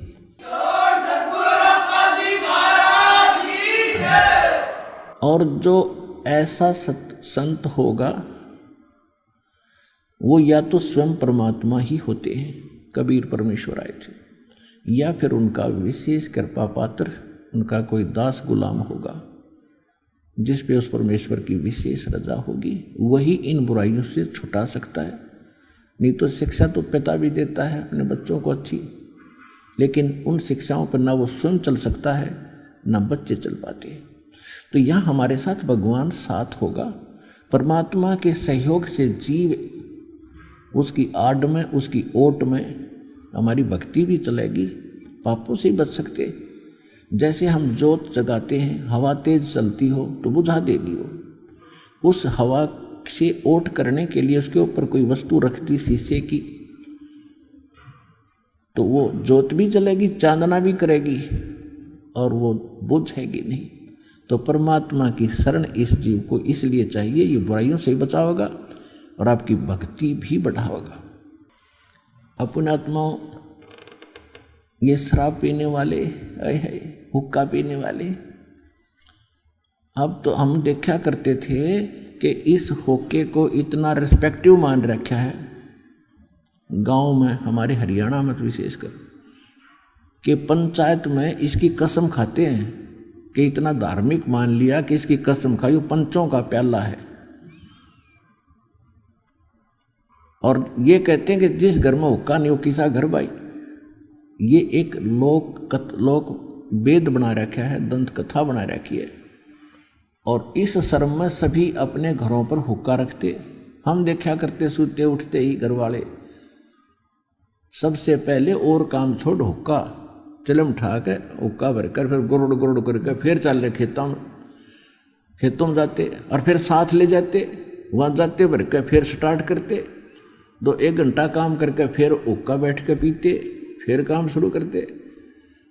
और क्या लोकवेद बना रखा है कि इसके सहारे किसान को रेस्ट मिल जाता है। रेस्ट वो कर ले, दूसरे खेत जैसे और लोग, अब आपके पास घड़ी है, घड़ी से टाइम देख 1 घंटा काम कर और 10 मिनट 20 मिनट जैसा तो क्यों टाइम पास करे था, अपना बैठ कर मंत्र करे माड़ा लेके बैलों को रेस्ट मिल जाए। तो वो काम हमने ऐसे चेंज करना है, क्रियाएं वही करेंगे लेकिन हम according to the guidelines of guru करेंगे, गुरु जी के आदेशानुसार, उसके निर्देशानुसार चलेंगे तो हमारी भक्ति भी बनेगी। अब जैसे हरियाणा में विरोध इसलिए हुआ कुछ समय कि जो उपदेश लेकर जाते बच्चे पहले तो दादा, पिताजी, ताऊ, चाचा, अंकल वो हुक्का भरवाया करते थे और बच्चे बड़े खुश होकर भरते थे, भैया तो सेवा है बुजुर्गों की। और नाम लेने के बाद उन पर प्रतिबंध लग जाता है कि हुक्का नहीं भर के दोगे किसी को, बीड़ी भी लाकर नहीं देनी, माचिस भी पीने के लिए लगाने के लिए नहीं देनी, आप पाप के भागी हो जाओगे। तो बच्चों के या बड़ों का अब जो से यहाँ दुखी आ रहे हैं बेचारे, कैर टूट रहा जिनके घर पे, एक एक दो दो व्यक्ति मर गए, पशु मर रही है, स्वयं कैंसर से पीड़ित है। अब वो तो अपना जीवन देखेंगे, समाज नहीं देखेंगे, समाज देखेंगे फिर भक्ति भी नहीं हो ना भगवान राहत दे। तो उन्होंने नाम लिया। प्रारंभ ऐसे ही लोगों से हुआ जो घने दुखी थे, और भगवान तो सुख देता है, परमपिता है। तो लेकर नाम गए, जाते उन्होंने वो सब मर्यादाएं अपनी पालन की। तो वो निंदा के पात्र बन गए आसपास में कि ये कैसे कैसे भगत बने हैं रामपाल के, बूढ़ों की सेवा भी नहीं करते, बूढ़ों का हुक्का नहीं भरते हैं, ये तो कमाल के आदमी हैं। ऐसा निकम्मा है वो, तो ऐसी शिक्षा देता है बच्चों को, बूढ़ों की सेवा से बंद कराता है। बूढ़ों की सेवा ये विष खवाने से नहीं होती। बूढ़ों की सेवा करो, उनके पैर दबावे, उनका सिर मालिश करे, उनको चाय पिलावे, दूध पिलावे, कपड़े धो दे, ये जहर खवाना जरूरी है बूढ़ों की सेवा। तो जिस कारण से, क्योंकि उनको ज्ञान नहीं, और जो भक्त ये ज्ञान सुनकर जाता है उसको तो घड़ी दूर तक का दिखाई देता, भविष्य का भी दिखाई देता, तो वो फिर सहयोग नहीं करता। इसलिए जगत और भगत में हमेशा ही ये एक झगड़ा रहा है, और जिसने ये जंग जीत लिया हो गया सफल। कहते मात पिता सुत स्त्री और आलस बंधु काण, संत मिलन को जब चले ये अटकावे आण। इनका अटकाया अटके नहीं भाई, संत मिलन को जाए, कहे कबीर सो संत है भाई आवागमन नसाए। मात पिता जैसे छोटे बच्चे हैं, मात पिता उनके लिए बाधक होते हैं जिनको ज्ञान नहीं, और बच्चों को जल्दी शीघ्र ये ज्ञान होता है। ज्ञान सुनते ही जल्दी आत्मा उनकी अच्छाई और बुराई को शीघ्र ग्रहण करती है। बच्चे बुरी संगत में पढ़ते हैं तो बुराई को भी बहुत बड़ी शीघ्रता से ग्रहण करते हैं, और अच्छी संगत में आते हैं। आप देखते हो यहाँ पर कैसे बताते हैं उनके बच्चे। एक बहन कह रही थी कि मेरे लड़के को इसके पिताजी ने कहा कि वो ला बीड़ी ला, पहले लाया करता भाग के, फिर उन्हें ज्ञान सुना, नाम लिया। अब बीड़ी ना लावा बंडल दुकान से तो पिता पीटे, तो दुकानदार के पास गया, कहने लगा भाई एक बंडल दे दे और इस थैली में डाल दे, और थैली को डंडी में लटका लिया उसने। हर न्यू डाव लटकाए। अगले पापा ने बोला ऐसे कैसे दे रहा है? अगर पैसे लाऊंगा मैं। ने बोला बात बता। अगर मैंने नाम ले लिया और जब बीड़ी का हाथ लाऊं, मेरा तम्बाकू का हाथ भी ला दिया ना, मेरा पाप नाम टूट जाएगा। तो वो भगत बता रहा था कि पहले दिन तो मुझे बड़ा गुस्सा आया कि अच्छा नाम लेकर आए तो सेवा करनी भी छोड़ देंगे। फिर मैंने सोचने पर विवश होना पड़ा कि ये बच्चा कितनी अच्छी शिक्षा ग्रहण करके आया है कि ये बुराई के निकट भी नहीं जाएगा।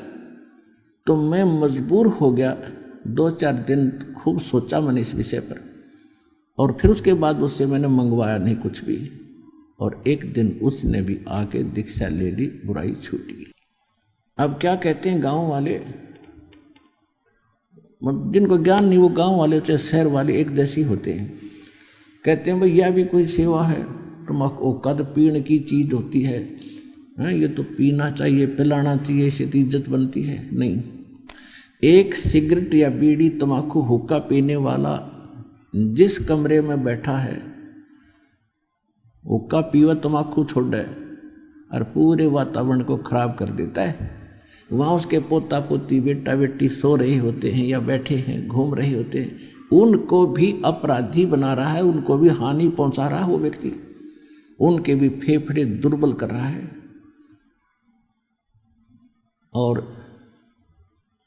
अब जैसे एक भक्त ने या ज्ञान सुन के गया, जैसे कहते हैं ना तो पीने की चीज होती है। अब जैसे खुद पिताजी या दादाजी हुक्का पी रहा है या बीड़ी सिगरेट पी रहा है, और छोटे बच्चे को बच्चा भी उसकी नकल करता। कभी हमने देखा जैसे हुक्के का मुंह लाकर गुड़ गुड़ करते थे छोटे बच्चे, नकल करते हैं बच्चे तो बड़ों की, तो फिर उसको धमकाते थे, खबरदार पिया है इसी बुरी चीज है, इसको ना पीना आगे से। कोई बात है, खुद पी रहा है और उसने नाटे, तो वो कैसे बात बनेगी। और यदि ऐसी अच्छी वस्तु है तमाकू और हुक्का, तो क्या अपने पुत्र बेटा ने, बेटी ने, पोतियों ने पिला उनको सबको। अगर तू इसको इतना अच्छे मानता है, एक अच्छी वस्तु मानता है, तो पिला। नहीं, एक बुजुर्ग यानी घर का सदस्य अपने छोटे पोते को, पोती को, बेटे या बेटी को दूध पिलाता है और वो थोड़ा सा पी कर छोड़ देता है, तो उसको बार बार पिलाता, और पी बेटा थोड़ा सा पी, देख थोड़ा सा रहेगा, पी ले सारा। अब वो उसको जबरदस्ती पिलाता है क्योंकि वो बहुत लाभदायक वस्तु है, और हुक्का ने नाटे और खुद पीवे, और फिर नौकर रामपाल छुटवा है, इसलिए वो तो निकम्मा आदमी है।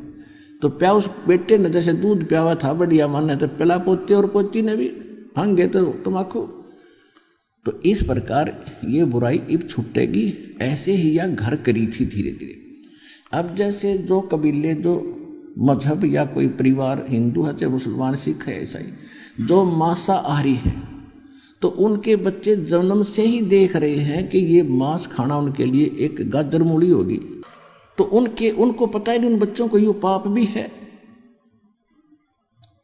और ये कितना घोर पाप है। आए है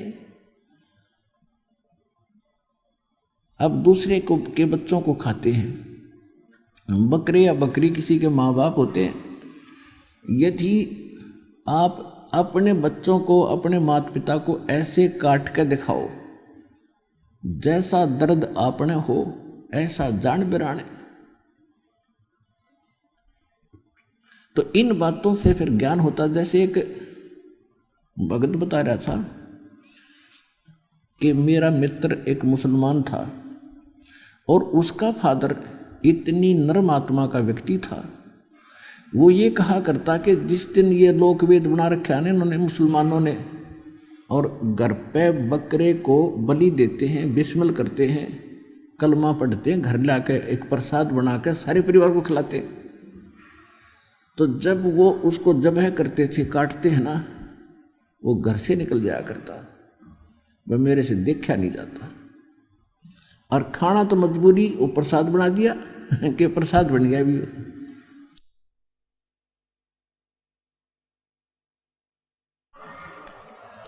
और क्या लोकवेद बना रखा है मुल्ला और काजियों ने कि हम बकरे को बेरहमी से नहीं मारते। हिंदू लोग तो झटके से मारते हैं, वो तो बेरहमी से मारते। हम बकरा काटते हैं या गाय काटते हैं, हम भगवान का कलमा पढ़ते हैं, मंत्र जाप करते हैं, और उसके पढ़ने से उस बकरे की आत्मा तो स्वर्ग चली जाती है और ये मांस प्रसाद बन जाता है। ऐसा लोक वेद बना रखे। तो इस सूक्ष्म वेद में बताया है कि हे मुल्ला या काजी, जय या रू तन भीष्ट पठाई, तो कर तदबीर कबीला भाई। ओए होए, यदि आपके इस फार्मूले से इस बकरे की आत्मा को यदि स्वर्ग मिल जाता, भीष्ट मिलती है, तो भाई अपने परिवार के सदस्य ने भेज कर दिखा दे, इस तरह से कलमा पढ़ कर नाड़ काट के गर्दन काट दे, जब जानो तेरे फार्मूला सही है।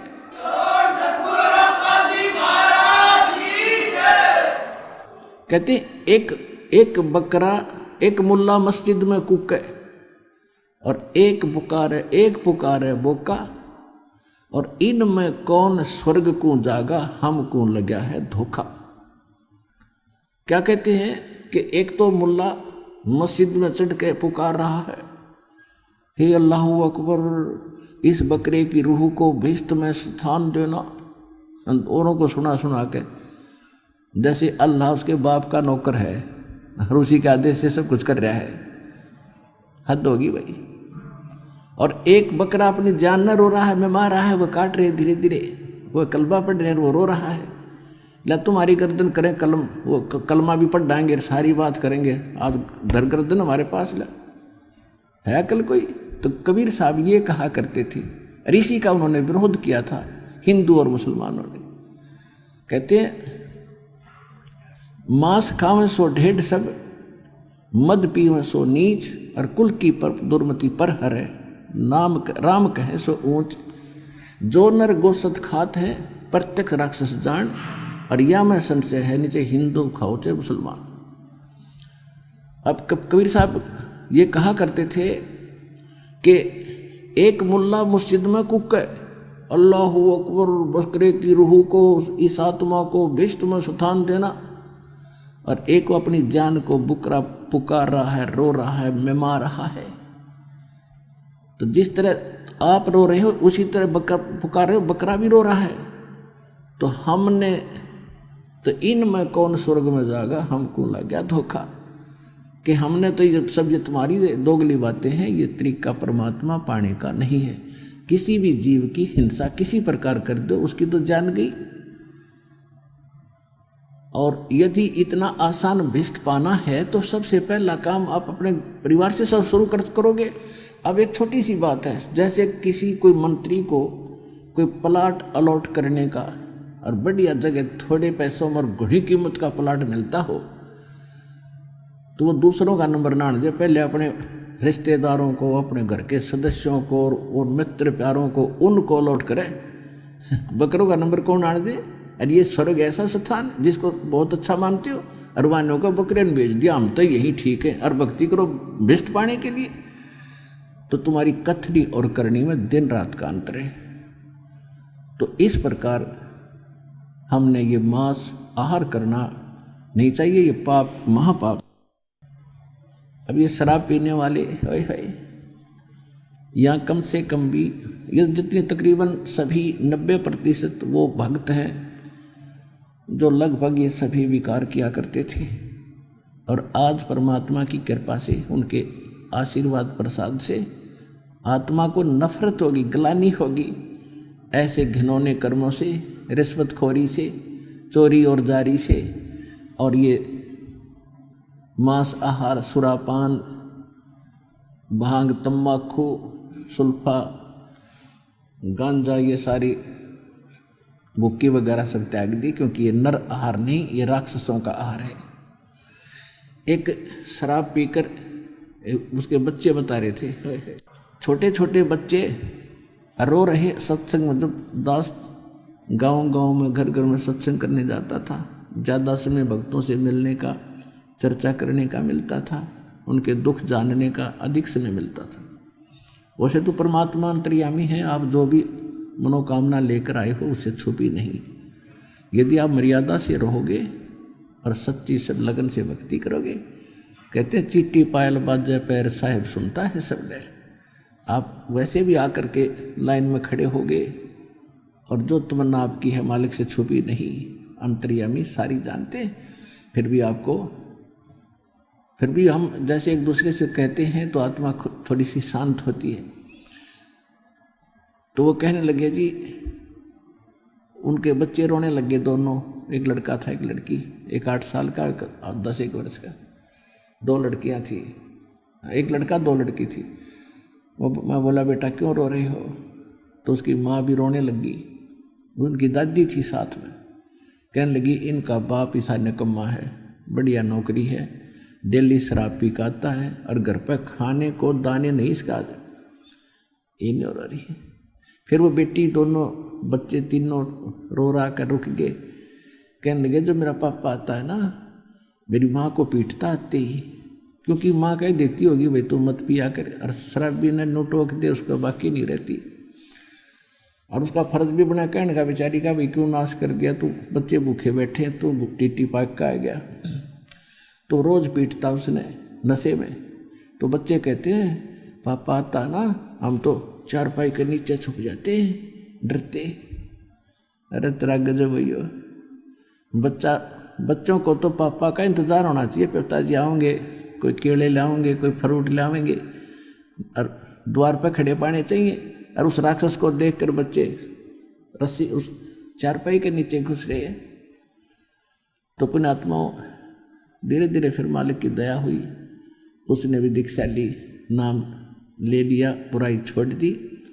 कुछ ही दिनों के बाद उसके घर में सारी चीज़ होगी, मोटरसाइकिल खरीद ली। अब बच्चे कहाँ तो उससे डरा करते थे, कहाँ इंतजार करते पिताजी कुछ फल लेकर आ रहा होगा।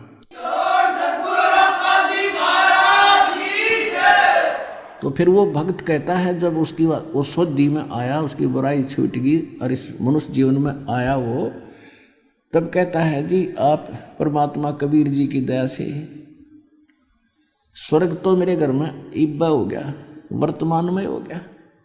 और वह माई भी कह रही थी, और जहाँ आप ले जाने के लिए कह रहे हो वो सतलोक, वो सुख तो फिर न्यारा ही होगा। अब इस जीवन में हम स्वर्ग तो मेरे घर में आज हो गया, कैर टूट रहा था। अब रोता है वो व्यक्ति उस गए हुए समय को जो वो गलतियां करता था। तो परमात्मा कहते हैं जब भी समझ में आ जाए इस मनुष्य जीवन के रहते कुछ भी नहीं बिगड़ा है, और फिर लगा है वो भक्ति पर, हो क्या बात की। तो पुण्यात्मा इस ज्ञान से और इस भगवान से और इस सच्चे मंत्र और जाप, इन क्रियाओं से आपका ये जन्म भी सुधरेगा, लोक और परलोक दोनों सुखी होंगे आपके इस सच्चे भगवान की शरण में।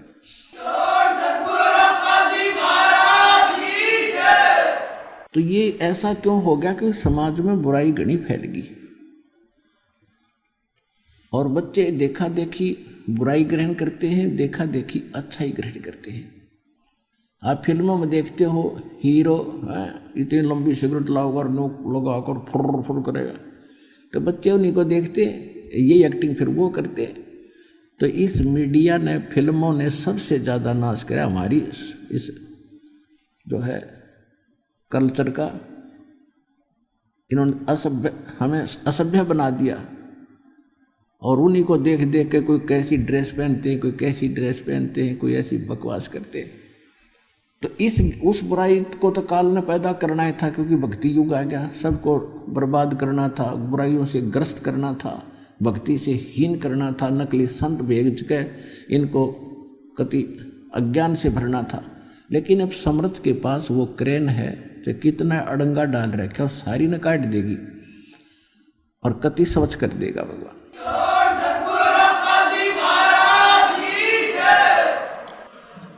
अपन आत्माओं जैसे प्रसंग चल रहा है कि हम जैसे कर्म करते हैं वैसा ही फल हमें प्राप्त होता है। वो फल हमें तब तक प्राप्त होता है जब तक हम परमेश्वर कबीर जी की शरण में नहीं आते। परमेश्वर कबीर जी की शरण में आने के बाद ये करोड़ों पाप तो हमारे वैसे ही समाप्त हो जाते हैं।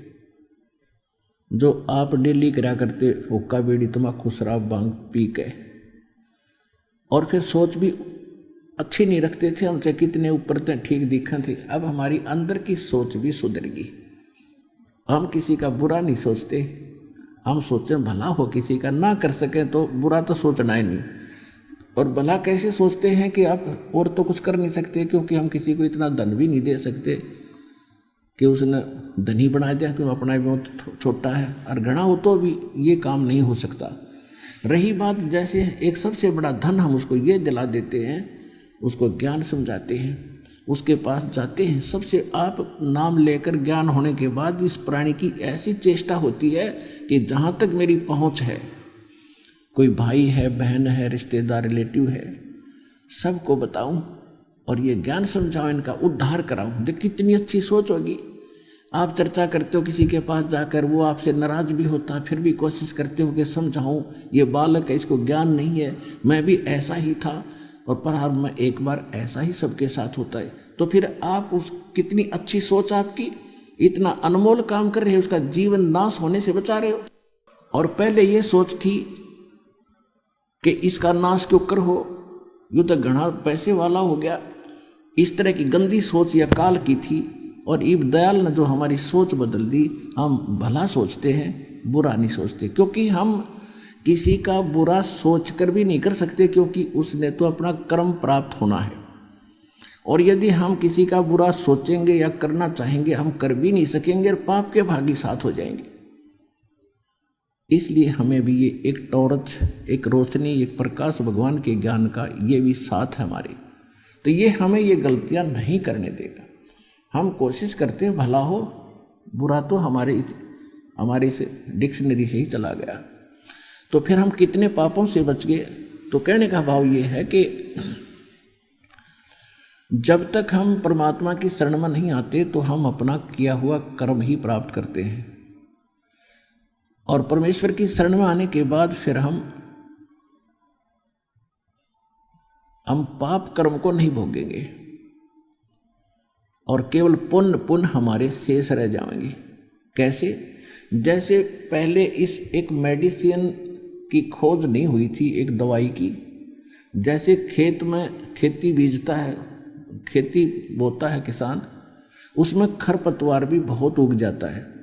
पहले उसका कोई विकल्प नहीं था, वो खरपतवार भी और फसल भी साथ ही पका करते थे उसके अंदर ही, गेहूं में। और अब एक ऐसी मेडिसिन दवाई होगी है कि उसको उसमें डाल देते हैं खेती में, वो खरपतवार को फूंक देती है और फसल को हानि नहीं करती। वो खरपतवार खत्म हो गया, जल गया, और फसल स्वस्थ होगी, क्योंकि वह स्वस्थ है और ज़्यादा, क्योंकि पहले वो हानि कर रहा था खरपतवार, उस खुराक ले रहा था उसकी, वो बच गई, वो और मजबूत और बढ़िया उपजाऊ यानी घनी उपज बनी। इसी प्रकार पहले हमारे इन सदग्रंथों में जो हम शिरोधार्य मानते थे, वेद और गीता, पुराण, कुरान, बाइबल, इनके अंदर वो मंत्र नहीं थे जिनसे पाप नाश हो सके। वो केवल अन्य लाभ अवश्य देते थे, उसमें पाप भी साथ फले थे खरपतवार की तरह।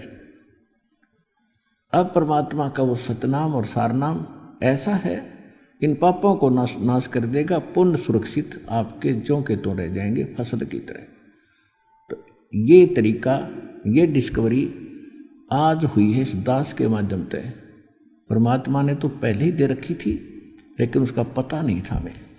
अब जैसे आज वैज्ञानिकों ने जो दवाई की खोज की है, ये तो मटेरियल ये पहले भी उपलब्ध थी, लेकिन बना नहीं पाए थे। तो इसी प्रकार ये हमारे सदग्रंथों में, ये सभी सदग्रंथों में ये मंत्र उपलब्ध थे, लेकिन कहीं कहीं रखे थे। तो उनको तो वैद्य ही या वैज्ञानिक ही बना सकता है वो दवाई, वह औषधि इस दास ने तैयार कर दी, यानी खोज ली भगवान की बताई हुई, और इसको खाओ और अपना कल्याण कराओ, मोक्ष प्राप्त करो। अब परमात्मा जब आए थे, प्रत्येक को ज्ञान समझाया करते थे।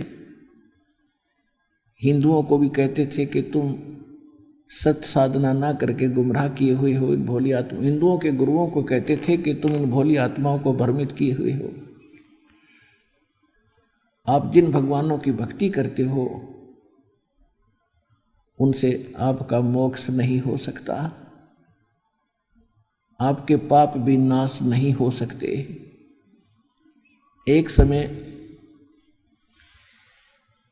समय एक ब्राह्मण परिवार कर टूट रहा, उसके घर पे 2 लड़के 2 लड़की, चारों मेंटली डिस्टर्ब, और उसकी पत्नी के ऊपर ये भूत प्रेत का बाधा। और परमात्मा यानी कबीर परमेश्वर जी रामानंद जी के पास जाते थे, क्योंकि परमात्मा जी ने स्वामी रामानंद जी जो एक ब्राह्मण थे, बड़े विद्वान माने जाते थे वेदों और गीता के पुराणों के, उनको ज्ञान से परास्त करके सच्चा ज्ञान उनके हृदय में भरने की चेष्टा किया करते थे, जाते थे, समझाते थे।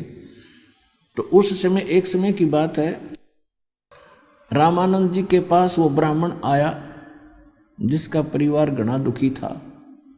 कबीर परमात्मा वहाँ बैठे थे और उस ब्राह्मण ने बताया कि हे गुरुवर, हे स्वामी रामानंद जी, आपने जो भी क्रियाएं मुझे बताई हैं मैंने सारी कर ली। कोई जंतर मंत्र बताए थे या कोई और भजन करने को बताया था, कोई दान पुण्य कहा था, मैंने सारा कर दिया, लेकिन मुझे कोई राहत मिली नहीं महाराज जी। और मैं आपसे पहले और भी बहुत से संतों के पास गया था, तो उनसे भी मुझे कोई राहत मिली नहीं। तो रामानंद जी ने कहा कि देखो बच्चा, कुछ ऐसे कर्म होते हैं, पाप होते हैं जो भोगने ही पड़ते हैं उनको, वो आपके प्रारब्ध में लिखे हुए हैं। प्रारब्ध में, प्रारब्ध क्या होता है कि जैसे आपके पूर्व जन्म के पुण्य और पाप इकट्ठे हैं, संग्रहित हैं। जिनके पुण्य थोड़े हैं और पाप घने हैं, तो पुण्यों का भी रेशो ले लिया, जैसे 40% ले लिए पुण्य और 60% पाप ले लिए, और उन दोनों को रेशो बना दी, या उन पुण्यों में से 20% ले लिया, तो उनका बना करके एक प्रारब्ध यानी जीवन बना दिया कि इसमें इतने दुख पाओगा, इतने सुख प्राप्त होंगे, ये तो होंगे ही होंगे।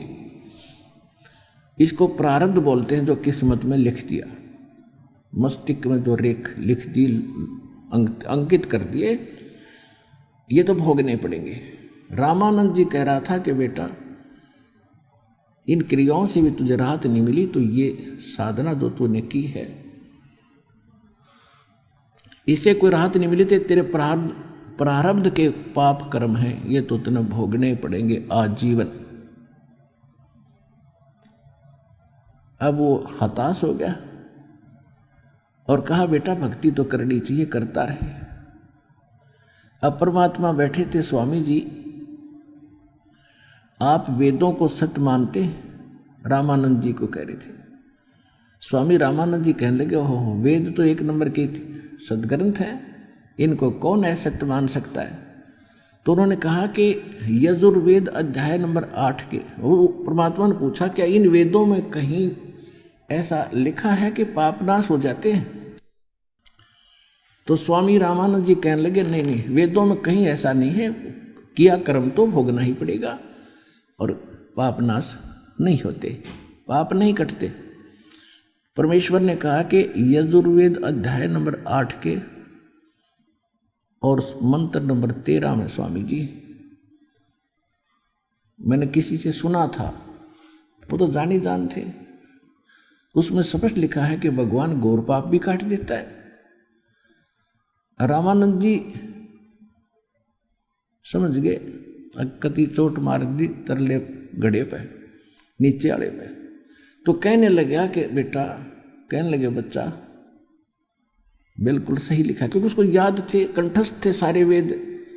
तो इसके विषय में परमात्मा कहते हैं कि मोती मुक्ता दर्शत नाही, ये जग है सब अंदरे, और दिखत के नैन चश्मिन का फिरा मोतिया बेंद्रे। वेद पढ़े पर भेद न जान, ये बच्चा पुराण 18, और जड़ को अंधा पत्ते खुआवे, पत्थर की पूजा करे, भूल गया सृजनहारा। ये बताया है कि ये मोतियाबिंद था इनके अज्ञान का। वेद पढ़े और भेद नहीं समझे, और फिर पढ़े पुराण 18, और फिर कहते जड़ की पूजा करे, भूल गए सृजनहारा। अकल है तुम्हारे अंदर। अब रामानंद जी कहने लगे, हाँ ऐसा तो है बच्चा, उसमें तो लिखा है। फिर आप वेदों के मर्मज्ञ हैं और वेदों अनुसार आपने इनको भक्ति भी बताई है, इनके पाप नहीं कटे, तो इसका कारण क्या है? अब रामानंद जी कहते जी कारण का तो मुझे नहीं मालूम। ये तो स्वसिद्ध है कि आप जो साधना वेद अनुसार, गीता पुराण अनुसार करते हो, उससे हो ही नहीं रहा आपका कोई, यानी पाप नाश हो ही नहीं रहा। और पाप नाश नहीं होगा, इतना दुख नहीं मिटे, क्योंकि पाप से ही दुख प्राणी को होता है। फिर आप कहते हो कि भक्ति कर लो, ये भक्ति कर लेगा। किसी के पैर में कांटा लगा हो और वो जाए, उसके कारण पीड़ा है, कांटा उसको नहीं दिखाई दे रहा, अंदर ठुक गया, और किसी के पास जाता, उसने देख जाकर बता दिया कांटा लगा भाई, इस कारण से पीड़ा है, और वो कोशिश करता, वो कांटा नहीं निकलता है। फिर क्या सलाह देता है कि कांटा तो निकला नहीं, अब जूते पैर ले, आगे कांटा नहीं लगेगा। जूते तो पहनने चाहिए, अरे कांटा लगे पैर में, जूता पहने नहीं जा, वो कांटा निकले, और फिर सलाह दे भाई आगे मत निकाल दिए इसने, ना तो बहुत दुखी हो जाएगा। तो वो इस डर से फिर वो कांटा निकलने के बाद जूते पहनेगा, क्योंकि वो पीड़ा से परिचित हो चुका है, फिर वो जूते कभी नहीं उतारेगा। तो यहाँ जितने भी भक्त आ रहे हैं, ये कर्मों के कांटों से इतने ग्रस्त हैं, 6 कांटे लग रहे इनका, 10। अरे परमात्मा के पास सारे औजार हैं, सारे काट देगा। और फिर को सलाह दी जाएगी कि आगे से गलतियां मत करना, ये राम नाम का जूता मत निकाल देना, तो ये सारी जिंदगी नहीं निकाल सकते। और भक्ति तभी होगी जब जो कांटा निकल लेगा पाप कर्म का। तो रामानंद जी कहने लगे अभी मुझे तो मालूम नहीं वो कौन सा ऐसा साधना है। कबीर साहब उठकर चले गए। अब रामानंद जी से उस पंडित ने पूछा कि ये कौन थे। उन्होंने बताया कि कबीर हैं, ये कबीर हैं दुल्हाए, और बड़े विद्वान पुरुष हैं, बड़े पहुंचे हुए हैं, क्योंकि परमात्मा ने उनको सतलोक भी दिखा दिया था और वो ये भी मानते थे कि भगवान है। लेकिन परमात्मा एक भूल भुलैया करके रखा करते, तो वो फिर भी थोड़ी बहुत उनका भूल लग जाती थी रामानंद जी के, क्योंकि ये मान बढ़ाई बड़ी मुश्किल से छूटे इंसान की। कहते हैं राज तजना सहज है, सहज तरिया का ने, और मान बढ़ाई ईर्षा ये दुर्लभ तजना ये। तो उस ये सुनकर कि दुल्हाओं की कॉलोनी में कबीर नाम का के हैं ये, वो तो श्याम ने जा लिया उनके पास कि महाराज कोई दया करो, कोई तकलीफ हमें, मेरा तो कति नाश हो रहा है, पूरा परिवार पीड़ित है, और आपकी बातों से मुझे कुछ एहसास हुआ कि शायद मेरे दुख का निवारण हो सके। परमात्मा बोले भाई आप पंडित जी ब्राह्मण और मैं एक दानक दुल्हा शूद्र, अब देख विधि तो मैं बता दूंगा और तेरा समाधान भी हो जाएगा, पर एक बात समझ लेना, यहाँ से दीक्षा लेकर और जय तेरे मन में न्यू आगे तू ब्राह्मण और यू दानक, उस दिन वो कैर फिर से टूट जाएगा तेरे ऊपर। गुरु के प्रति जरा सी भी हीनता आएगी, उसी दिन से तुम्हारे कनेक्शन कट जाएगा। और कनेक्शन कटने के बाद जैसे बिजली का कनेक्शन मिला हुआ है, जब तक कनेक्शन चालू है तो पंखा भी चल रहा है, कूलर भी चल रहा है, दूध भी बिलोया जा रहा है, पानी भी निकल रहा है और बल्ब भी जल रहा है। और जिसमें आपका ये कनेक्शन कट जाएगा सारी सुविधाएं बंद हो जाएंगी, ये ध्यान रखना है। अब वो तो दुखी था, जैसे परमात्मा की एक वाणी है कि मात पिता सुत स्त्री आलस बंधु कान और संत मिलन को जब चले ये अटका में आए, और इनका अटकाया अटके नहीं, संत मिलन को जाए कह कबीर सो संत आवागमन नसाए। कहते हैं माता पिता बड़े हैं, बच्चे छोटे हैं, उनका ज्ञान समझ में आ गया तो उनको माता पिता रोकते हैं जिनको ज्ञान नहीं, कि खबरदार वहाँ जाता है, अपना काम नहीं करता, पढ़ता नहीं है, आश्रम में क्या तुझे खाने को मिल जाएगा। और जिनके माता पिता को ज्ञान समझ में आ गया, बच्चे बड़े हो गए, वो माता पिता को बाधा करते हैं, क्यों जाते हैं वहाँ पर, बड़े हो रास्ते में गिर जाओगे, पड़ जाओगे, क्या करोगे, घर पे भक्ति कर लो। या किसी की पत्नी बाधक बन जाती है, कोई बहका देती है दूसरी, ये तो बाबा बनेगा, तीसरे दिन जाओ सत्संग में, बच्चा ने छोड़ देगा, तो वह वादा करती है तो नहीं जाएगा वहाँ पर, मैं अपने घर चली जाएंगी, फलान कर दूंगी, फांसी खा कर मर जाएंगी। अब ये किसी की पत्नी अगर चाहती है भक्ति करूं, वो शराबी को अभी आदमी हो या वैसे कोई ठेकेदार बना हो, वो उस पत्नी ने नहीं आने देता। तो परमात्मा कहते हैं माता पिता सुत स्त्री, या फिर आलस, अब फिर देखोगे तब इस सत्संग में नहीं चलते, फिर चलेंगे, तो ये आलस भी जीव का दुश्मन होता है। परमात्मा ने प्रेरणा दी, चलते कहते हैं काल करे सो आज करे, आज करे सो अब, और पल में प्रलय हो जाएगी, फिर कराएंगे कब। और चौथा फिर बताया कि बंधु कान लोक लाज, लोक लाज के कारण भी हम दूर रह जाते हैं। क्या देखते हैं, कई भक्त शुरू में आते थे हमारे पास, कोई लेकर आता था अपने मित्र प्यारे रिश्तेदार को, अब वो आते ही दंडवत करता, और वो नो का नो खड़ा ऊंट सा, वो देखा ये क्या बकवाद कर रहे हैं, क्यों वो चौधरी साहब है, उसने शर्मा प्रणाम करते आना। तो वो फिर घर जाकर कहे तो भाई निकम्मे आदमी जानते, सीधे पड़े लंबे पड़ते हैं, ये तो वहाँ ऐसे लौटते हैं, 20 जगह वो बकवाद करे, फिर उसकी मजाक करें सब भगत की कि तुम तो मुसलमान बन गए, तुम वहाँ ऐसा करते हो। तो वो लोक लाज के कारण ये थी, उनकी बातों में आके और वो भगत डगमग हो जाता है तो वो भगत गया कामत है। तो परमात्मा कहते हैं इस लोक लाज से भी जो नहीं हिचकता और अपने उद्देश्य को नहीं छोड़ता, उसके विषय में कहते हैं कुल करनी के कारण, कुल की करनी उनकी मर्यादाओं का निर्वाह करते करते और उसकी लोक लाज में हंसा गया बिगो, यानी भक्ति छोड़ गया तो उसका तो नाश हो गया। बिगो माने नाश हो गया, डूब गया, भक्तिहीन हो गया। और तब वो कुल के कर लेगा जब तू चार पाया का हो, जब गधा बन के भैंस बन के गाय बन के बंधेगा खुटेगा, तब वो कुल के सहारा देगा तेरे को। तो इन बातों को याद रखे। ये तो 2 दिन के लोक लाजे, मृत्यु हुई और फिर पशु बने पाए तुम। तो फिर कहते हैं मात पिता सुत स्त्री आलस बंधु कान और संत मिलन को जब चलाइए अटका में आने, इनका अटकाया अटके नहीं। और फिर संत मिलन को जाए कह कबीर सो संत आवागमन नसाए। एक भक्त कह रहा था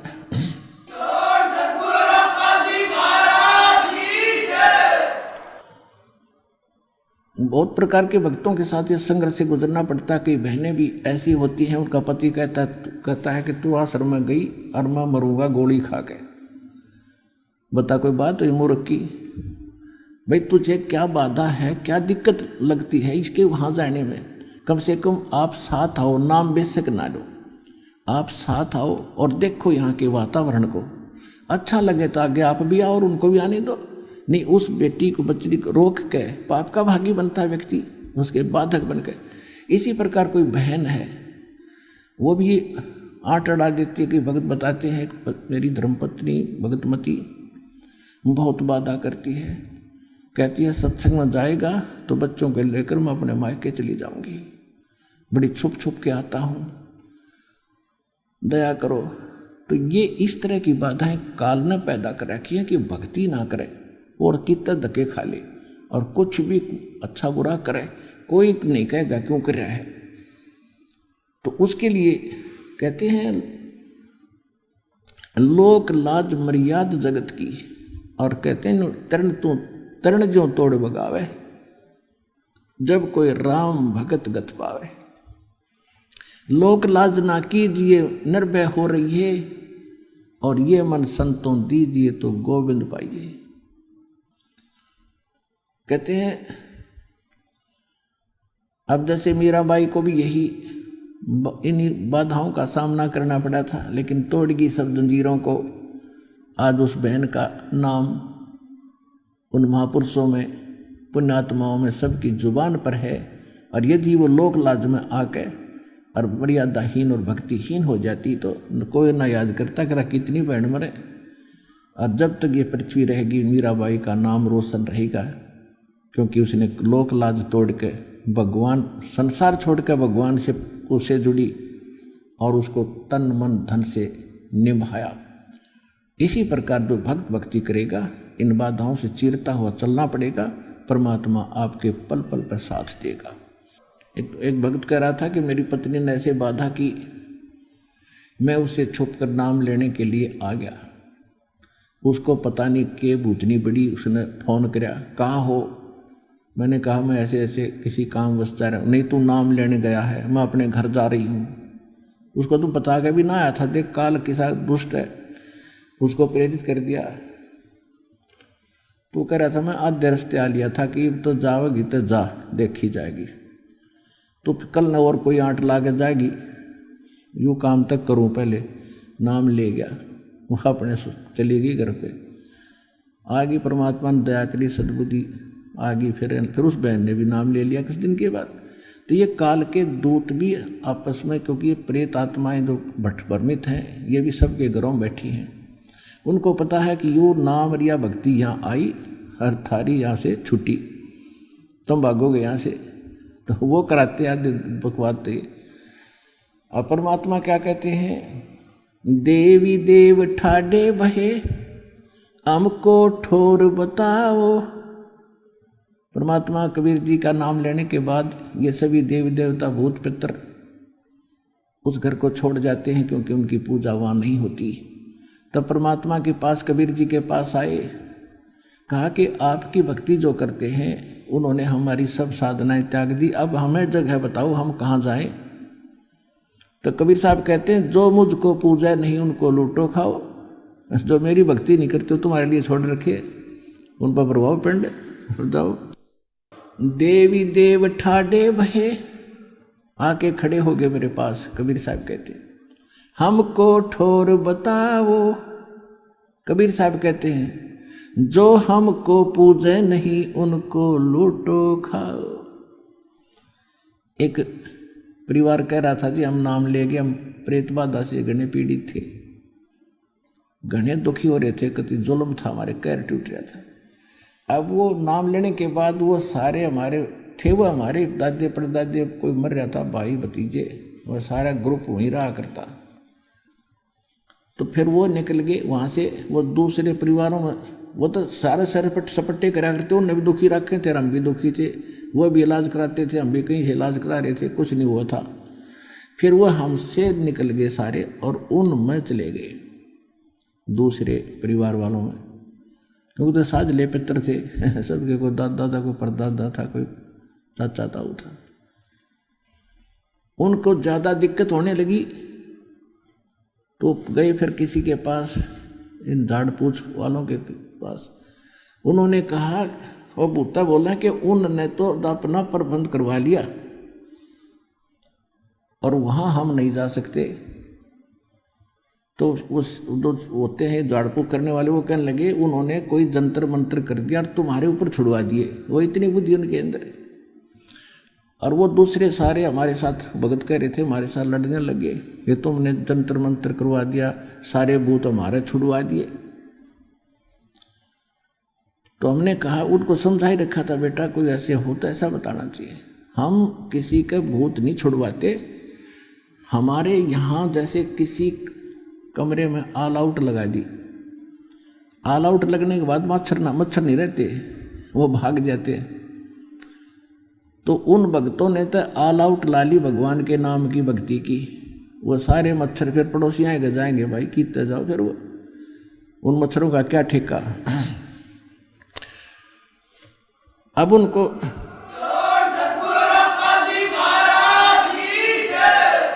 अब उनसे वो फिर आकर कहने लगे, जी ऐसे ऐसे कहते माँ बेटा, उनको समझाओ कि तुम भी आओ, यदि आप ये मानते हो कि हमने जाब्ता करवा लिया सारे भाग्य, तो आप भी आ जाओ। वो जाब्ता सबका हो है वहाँ पर, यानी प्रबंध सबका हो रहा है। वास्तविकता ये है कि उनको ये समझाओ कि हमने मच्छरदानी लगा ली और ये मच्छरदानी में से हमें तो हानि कर नहीं सकती, बाहर घूमेंगे, फिर तुम भी लगवा लो।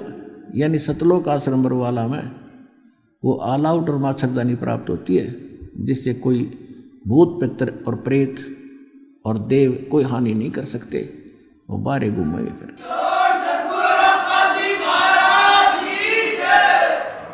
तो प्रसंग चल रहा है कि वो एक ब्राह्मण बैठा था, उसको परमात्मा कह रहे थे कि आप ब्राह्मण और मैं एक दानक शूद्र, यदि आपने दीक्षा लेने के बाद आपके किसी के कहने से भी मन में न्यू आ गई अक में या तो बेइज्जती होगी, तो उसी दिन तेरा नाम खंड और भक्ति खत्म हो जाएगी तेरी, फिर वो दुख जो के तुम बने रहेंगे। अब वो दुखी था, दुखी आदमी ने कौन, लोग लाज तो बहुत दूर की बातें हैं, कहने लगे महाराज घना तंग हो लिया मैं, और कुछ भी कहो समाज में आपकी प्रत्येक आज्ञा का पालन करूंगा और आप मेरे भगवान, मैं आपका बालक है। तो परमात्मा ने कहा ठीक है भाई, ये नाम ले, और सारे परिवार ने दीक्षा दिला। अब जल्दी से विश्वास नहीं होता, वो पहले खुद नाम लेकर गया, उसको ऐसा लगा जैसे टनों वजन उसके सिर से हटा दिया हो। फिर पहले वो लिया दोनों लड़कों को, पागल हो रहे, पागल ने ऐसे करे बैठे, नो देख सारे दिन उनके उनने में लटपट रहे, परमात्मा के पास ले आया उठा के। परमात्मा ने दया करी, धीरे धीरे उनको कुछ वो भक्ति करने लगे और वो ठीक हो गए दोनों बच्चे। फिर बेटियों को लाया, वो भी स्वस्थ होगी, उसकी पत्नी भी साथ आई, यानी पूरे परिवार को दीक्षा दे दी परमात्मा ने। ऐसा स्वस्थ हो गए, ना जाने कितने उनके ऊपर कर्ज हो गया था, कुछ ही दिनों में दाता की दया से वो कर्ज मुक्त भी हो गए, घर भी स्वस्थ हो गया। पहले प्रत्येक रिश्तेदार भी उनसे दुखी थे कि ये आदमी आ गया और कुछ 150 रुपये मांगन आया होगा। तो उसके बाद जब उसकी वो स्थिति बदली तो सब दांतों तले उंगली दबा रहे थे। यानी पाप कर्म परमात्मा ने काट दिए, पापों से दुख था, कष्ट था। तो समर्थ का शरणाग हो रंग होरी हो, भाई कदे न हो ए काज राम रंग होरी हो। जब ही सतनाम हृदय धरो, भयो पाप को नाश, और जैसे चंगारी अग्नि की वाई पड़े पुराने घासे। होय होय। जम जो राजा से डरे ये मिटे कर्म के लेख, अदली असल कबीर हैं ये कुल के सतगुरु एक। मासा घटे न तिल बधे, विद ना लिखे जो लेख, और सच्चा सतगुरु मेट कर ऊपर मार दे मेख। तो आज का सत्संग इतना ही। सत साई।